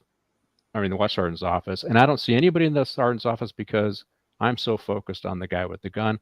I don't see anything in the dispatch area, which is a chaos because I'm so focused on with the gun.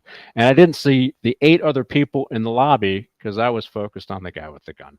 Yep. Isn't that weird? And you get into this selective vision or selective your senses change, right? And I went to go to the security door, but I was new to the station, so I had to think, where's that door at? And that took me out of that, because your cognitive ability to think degrades.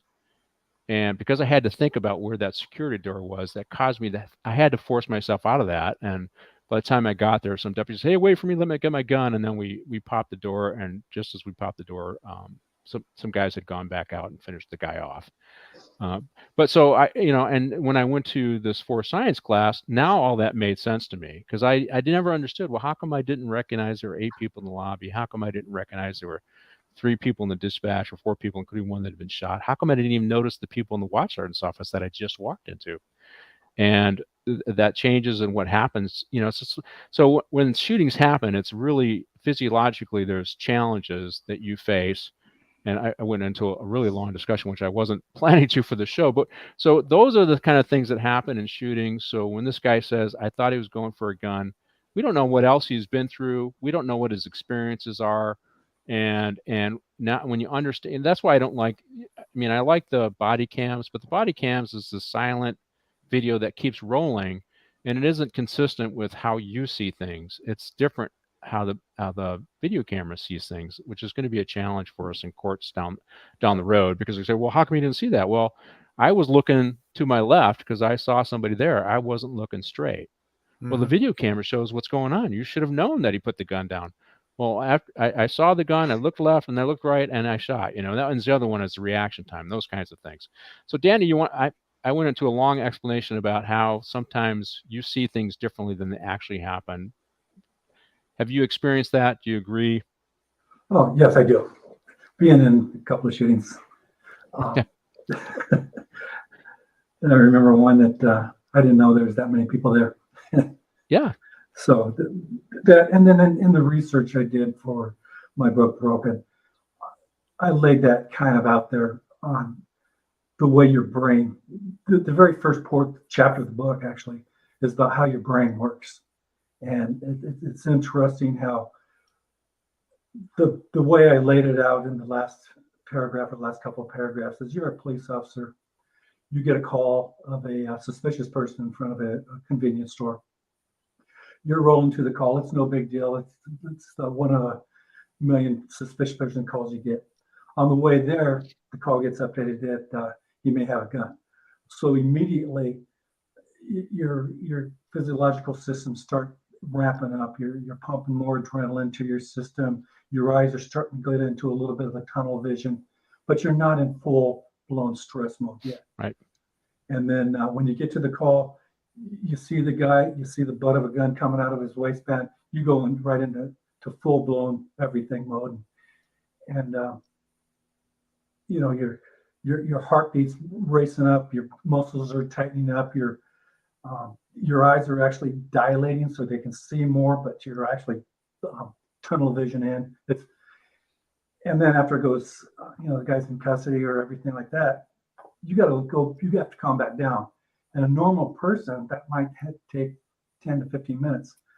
For a police officer, it'll probably take a half hour, 45 minutes, just because you're on that constant up and down cycle. Yeah. So it's an interesting concept. I like the way you laid it out. I'd heard it before, and I'm going to use it too. So. Oh, are you going to use it? Okay, well, just call me the professor, no more the chief. And so I want to get back to the movie here. In the scene, Richard Gere is kind of grilling his wives, and what did you say? And he realizes that IA is going after the wives, going after Penny, Stretch's wife. And he overhears his wife and Penny talking, so he knows he has some challenge. But one of the things that was really interesting to me is, so he ends up killing the parents, right? And the way they announced that he did that was just this broadcast. 2 bodies were found, I think, in the Los Feliz area or something like that. I forget how they said it. And I thought it was, in terms of cinematic, it was really kind of a cool way. And I think his current wife recognized, wait, I heard that name before. And so she links the dots that this guy isn't just somebody who's, ripping off drug dealers and doing favors for prostitutes or whatever. I heard that name before. They're dead. Dennis probably did it, right?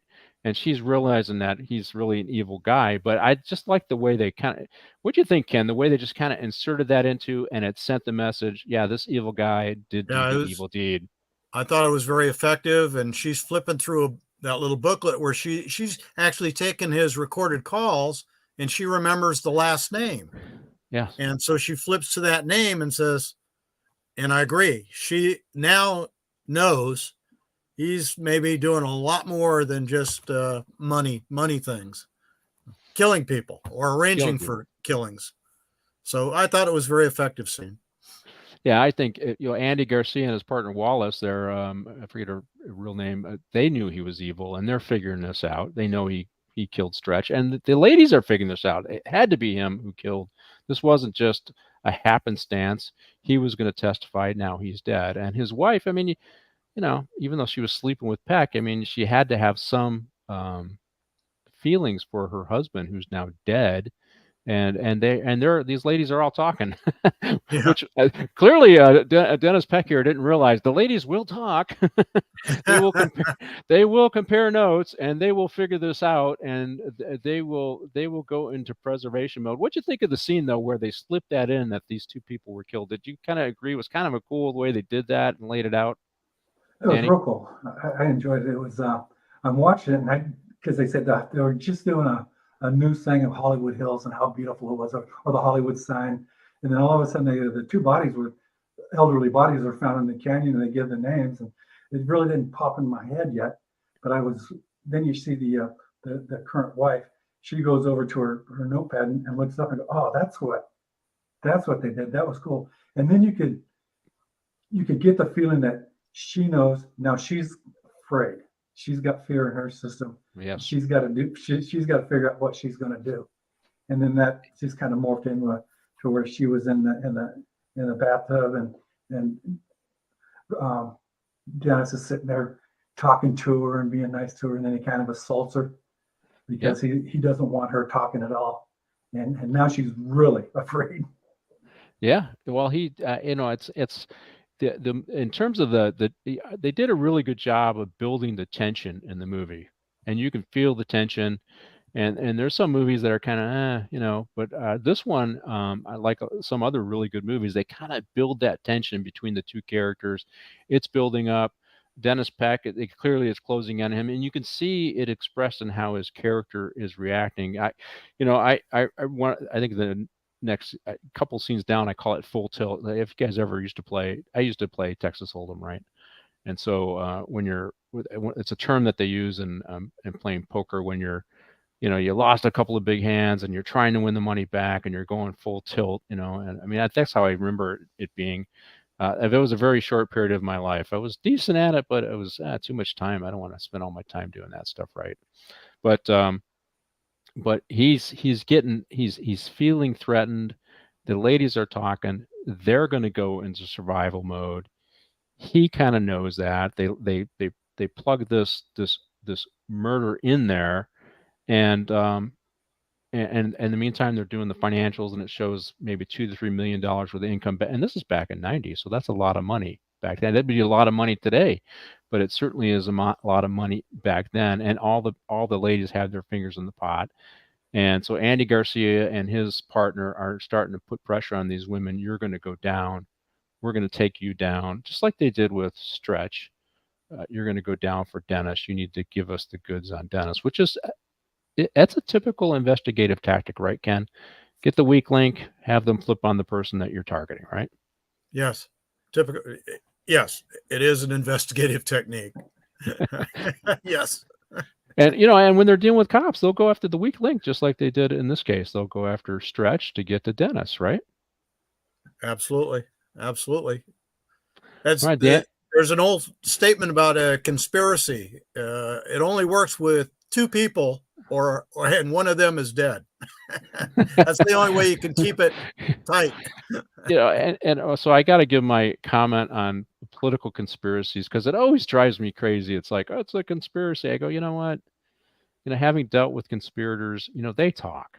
So if it's a real conspiracy, whether it's 9/11 or whatever, and I don't know where you guys are at, if people were involved in the conspiracies you're talking about, because they'll take a kernel of truth and they'll build a big conspiracy around it, they're not going to be shut up. They're going to go into self-preservation mode, just like these ladies, and they're going to be speaking out, and there's going to be evidence and documentation.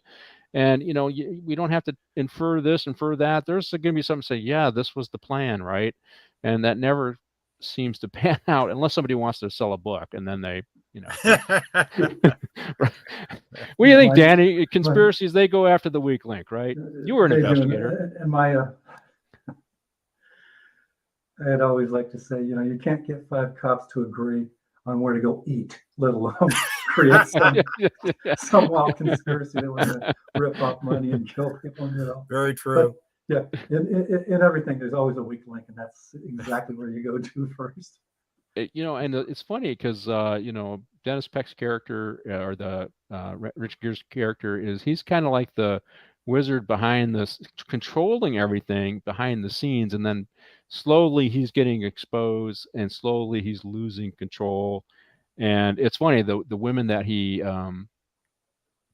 seems to be committed to are the ones that ultimately turn against him, right? And which kind of leads to the next scene, and this is the elevator scene, which I thought was, again, another completely unrealistic scene. He headbutts Andy Garcia. One, I don't know, how does he know he's going to be there? I can't remember how he figured he would be there, but he headbutts him, and then he starts getting into his head, talking about how he's meeting with his wife, he's doing this stuff. He implied that he knew this guy was following him, and he met with his wife first, right?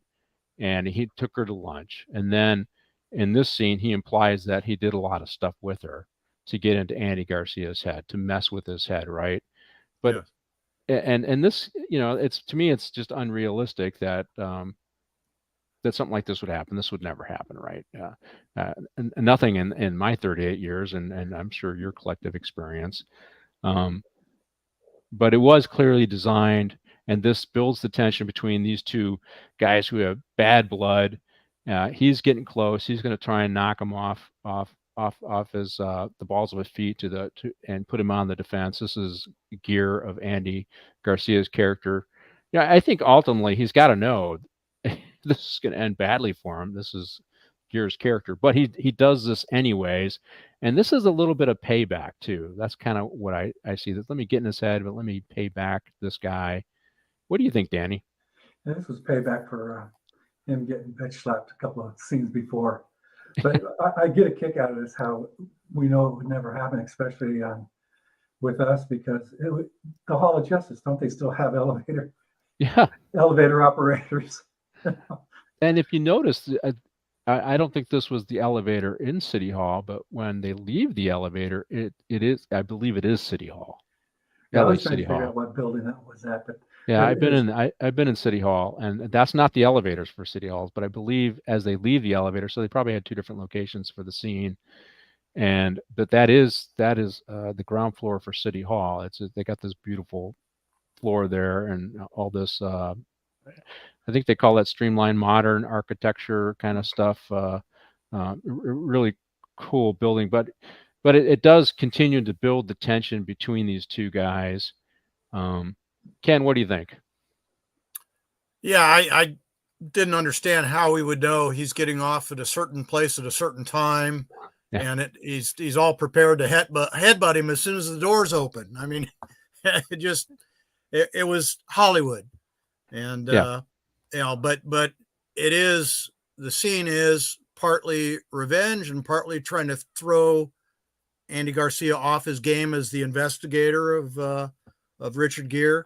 And there's that scene where he's walking down the hallway, and that does look like City Hall there. But again, unrealistic, but it works in the context of building the tension in the movie. And it does throw Andy Garcia kind of into a whirlwind of consideration. Yeah, because he ends up challenging his wife publicly. He ends up slapping her publicly. And so in terms of the movie, they do a really good job of interfering. I mean, he's basically trying to disrupt the investigation by getting these investigators, and in my opinion, because normally that would have automatically, if you hit your wife, that would have immediate investigation. You'd have been relieved of duty. He'd been off the case, and I think he saw that Andy Garcia's character was the dog with the bone with him. He was the guy coming after him. He was the pit bull, and he needed to throw him off. And this was how he was doing it, was setting up this illusion that he was cheating. He was sleeping with his wife. And Danny, what do you think of the scene? It was an interesting scene. He played it out. He got into it. You just said it. Peck would have been relieved of duty on the spot, or Yeah. as soon as the elevator scene happened, they would have used the force to go after him and take care of the business there. So it would have never evolved any further than that. But again, you guys, for Hollywood, that's Hollywood, and Okay, it makes for some interesting entertainment. So let me ask another question here. We're all buddies, and somebody assaults me, even if they're on the department. You're going to be pissed, right? You guys are going to want to. You're going to want to bird dog this guy too. Peck assaults this guy. Andy Garcia's friends are not going to. They're going to be on. It's going to. That's kind of the way I see it, guys. Even though one's IA and one's, you have friends on the department that are going to be looking out for you as well. They're not going to just let that go, right? It's going to be important for them. How'd you get the thing? Well, this is what happened, right? You're going to talk about it, and loyalties are. There's going to be people are going to pick sides, so to speak. I mean, that's how I see it. I mean, my friends would be up there defending me, and Yeah, we definitely go that route. Yeah, looking out for me. I don't know if they would go after the character, but you know what, that they wouldn't let this stuff pass. They would be making sure that I was taken care of, and I didn't go confront my wife with the crazy allegations. But the other thing is that they do play on the machismo of the Latino husband, right? I think in the movie that kind of comes. Peck kind of talks about it. Andy displays that, and we work with a lot of great Latino partners. Yeah, but they're kind of they're a little there's still a little more of a patriarchal attitude within the Latino culture, right? And they're playing on that in 1990. What do you think, Ken? It seemed that way to me. I don't have that much experience, but I don't know. Everybody I worked with seemed great to me. I was very happy with the people I worked with. Didn't matter what their backgrounds were. They all came to work. They all did a good job.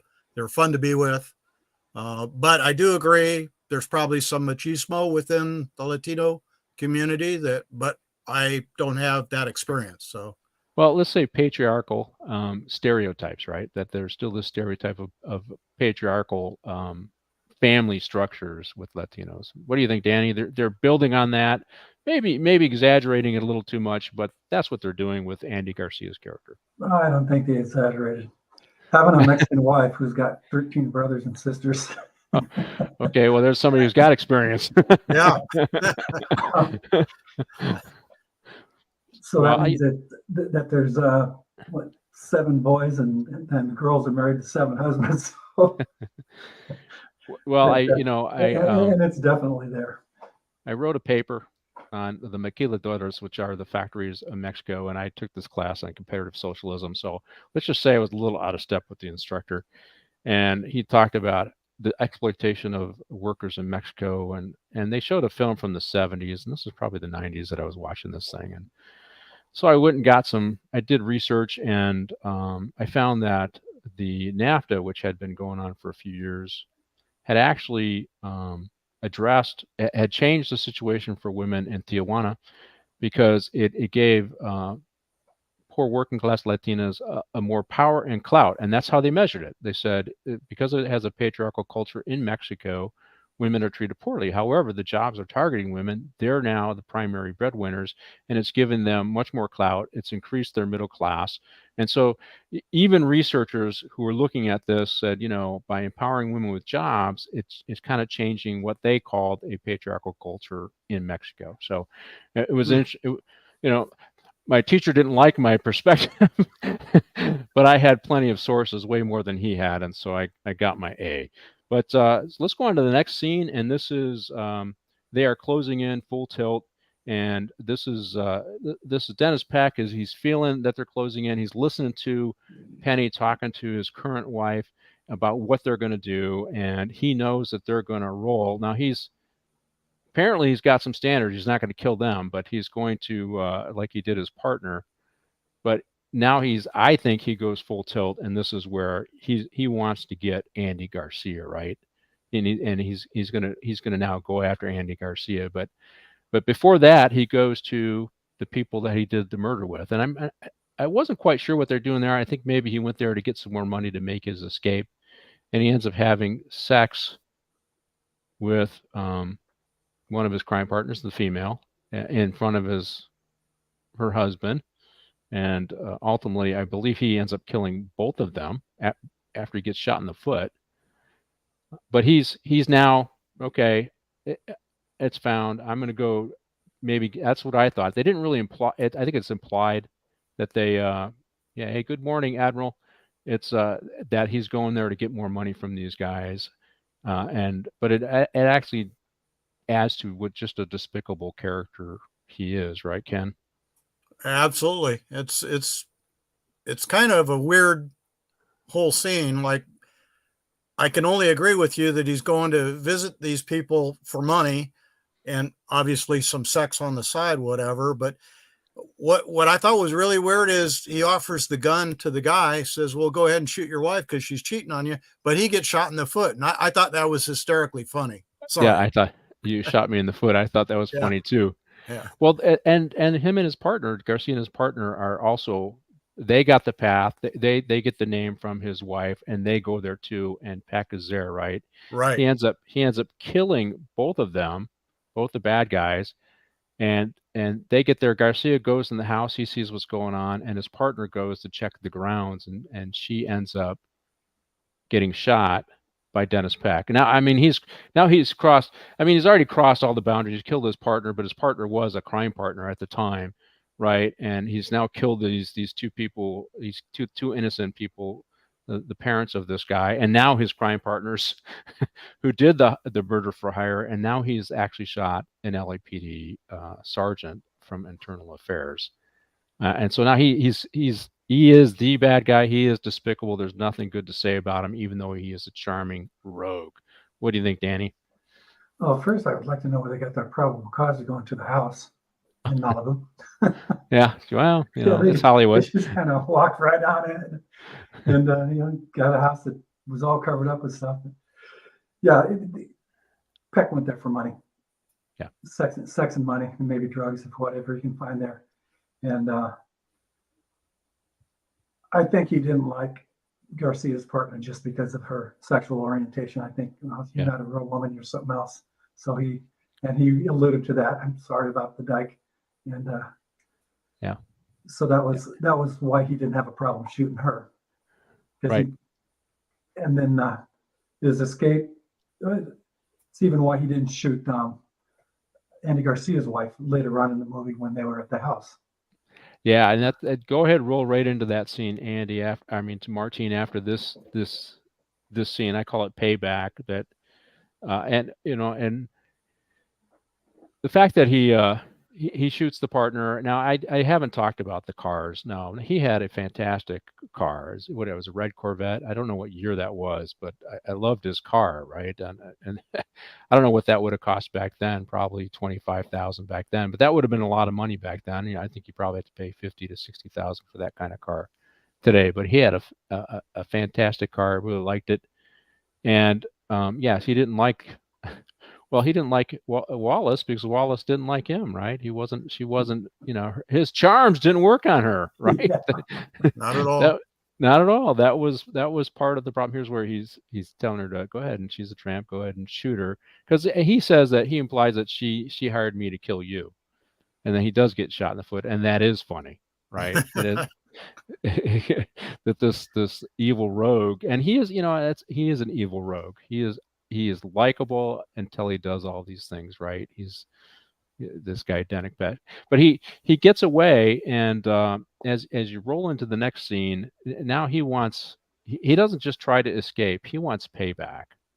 That's what I see. And he's gonna he goes what, Christopher Dorner, I guess, right? That's what he goes. He's gonna get payback, and he's gonna get payback against Andy Garcia, and he probably wants to, kill him in front of his wife, but he's gonna get payback. And Andy Garcia, after he deals with this, he helps his partner out. And one of the things about this scene also, as you could tell, yeah, he likes his partner. They developed a strong bond. They chip back and forth, which is always always good between partners. You're able to chip back and forth in a friendly way. He likes his partner, and now his partner's shot. And he, of course, like anybody, you feel guilty when your partner's shot. So, but you saw this relationship develop during the movie between his partner and Garcia and Wallace, right, Ken? They clearly liked each other, and Yes. and Andy is devastated by her getting shot. Probably feels guilty. What do you think? Absolutely. And there's nothing better than having a partner that is on the same wavelength as you as far as how you do an investigation and bouncing ideas off each other. And you can tell they're a smart working partnership and they're effective at their job. And yes, her getting shot, I'm sure he was very hurt, very worried. You can tell that in the movie. He's very concerned for her. I think the other thing I liked about him, and he's the alpha dog, but he's the new guy, and sometimes she goes ahead and takes the back seat and lets him lead a little bit, right? And I don't know if you saw that, Danny, but she's the more experienced one, and he's saying, we could do this. No, we can't. She's used to the rails, right, that you have on investigations, and he's pushing those rails, right? But she lets him have them. It's a good partnership, these two. Yeah, they got along real good. They gelled real good. What I thought was they played it at the funeral of the black officer, where she went up to Andy Garcia's wife and introduced herself as his partner. And that was fitting because she had made some derogatory statements. The wife had made some derogatory statements about his partner earlier in the movie. Right. The Admiral chimed in. This gal she played in Roseanne, and that's where I've seen her before. Remember the sitcom Roseanne? She played her neighbor or sister or something like that. Remember that? She played a lesbian in that movie, in that show too. Oh, did she? Yeah. But so this is good, and let's go ahead and roll in right in the next scene, and this is the payback. And so Peck's character, Gear, he goes. Dennis Peck goes to the house, and he takes Garcia's wife basically hostage. Garcia realizes he's at the hospital for a while. I think he tries to call his wife, and he's not getting any answer. And it suddenly dawns on him, hey, this guy is probably crazy enough to go after my wife. And he goes home, and he's right. His intuition is right. This guy is evil. He's willing to go after my wife. And this is where they have their showdown in his apartment, which I thought was okay. Is he a sergeant? I think he's a sergeant, but he's definitely still in an apartment here. Andy Garcia's character, and his intuition is right, and Peck goes after his wife, and he goes home, and they have their final confrontation. What do you think of this particular scene? Ken, Peck's character knows it's all over with. He's going to go out shooting, and he's going to take people with him. Kind of like a little bit like the whole Kevin Dorner thing. I've been scorned. This is wrong. Yeah, Andy Garcia's character figured it out that this is probably where he's going to go before he flees the country or tries to flee the country, whatever, because he's still very angry. I think he even makes a statement how angry he is at Andy Garcia's character for investigating him so hard. But and I love when Andy breaks out the glass there, holding the gun on him, and says, "Get off my bed," which is now all bloody, by the way, too, from his shot up foot. And then it's a little bit drawn out at the end. Reminds me of like a old West type shootout. The other interesting thing is that Richard Gere pulls out either the same knife or a duplicate knife of the one he planted on the shot guy from the first scene. He had a boot knife then. He's got the same boot knife or very similar boot knife now. And what's that old saying? Never bring a knife to a gunfight. Yeah. Yes. Yeah, I agree. And it was justice. You're happy. Well, he wasn't leaving there. He was going to either he was leaving there with Andy dead or he was going to be dead. That was his plan. Danny, what do you think? That was exactly his plan. In regards to the knife, I think just about every deputy I know of had a similar knife that they kept in between their speedy loaders or behind them. And those were a dime a dozen, so it wasn't too surprising he had an exact replica of the one he had at the beginning. Well, in the conversation with Danny, with Andy Garcia and Gear's character, Gear is talking to him about, well, you should have kids. Kids are important. And he says something in this final scene, right? He says something, you selfish yuppies, right? Yeah. Now that's a throwback to a 80s, late 80s, early 90s. You selfish yuppies, and then the shooting happens, and it's all over with. And I thought that was comical. I thought that was pretty good writing, and Gear's character is from another generation than Andy's, and Andy's just a selfish yuppie. You both work to make money. You're not having family. Family's what it's all about. Of course, as you have pointed out, Ken, he really isn't a family guy. He's just a criminal pretending like he's a family guy, right? Yes. And they're all trapped in his web. We are at the end of our show, guys. Thank you for coming on. I know they're finishing up the scenes here.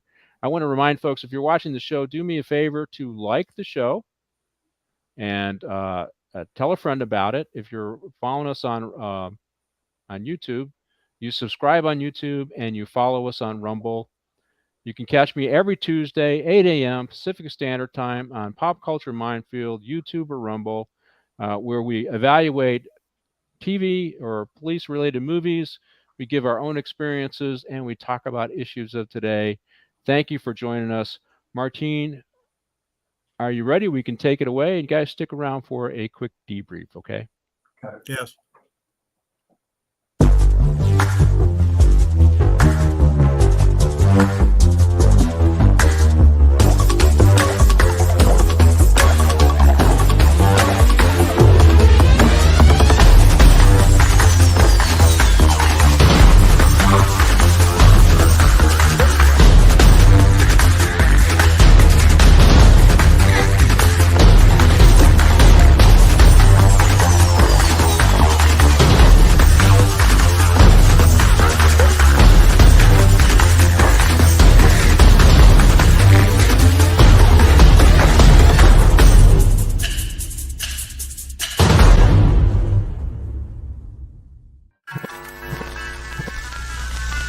Y'all come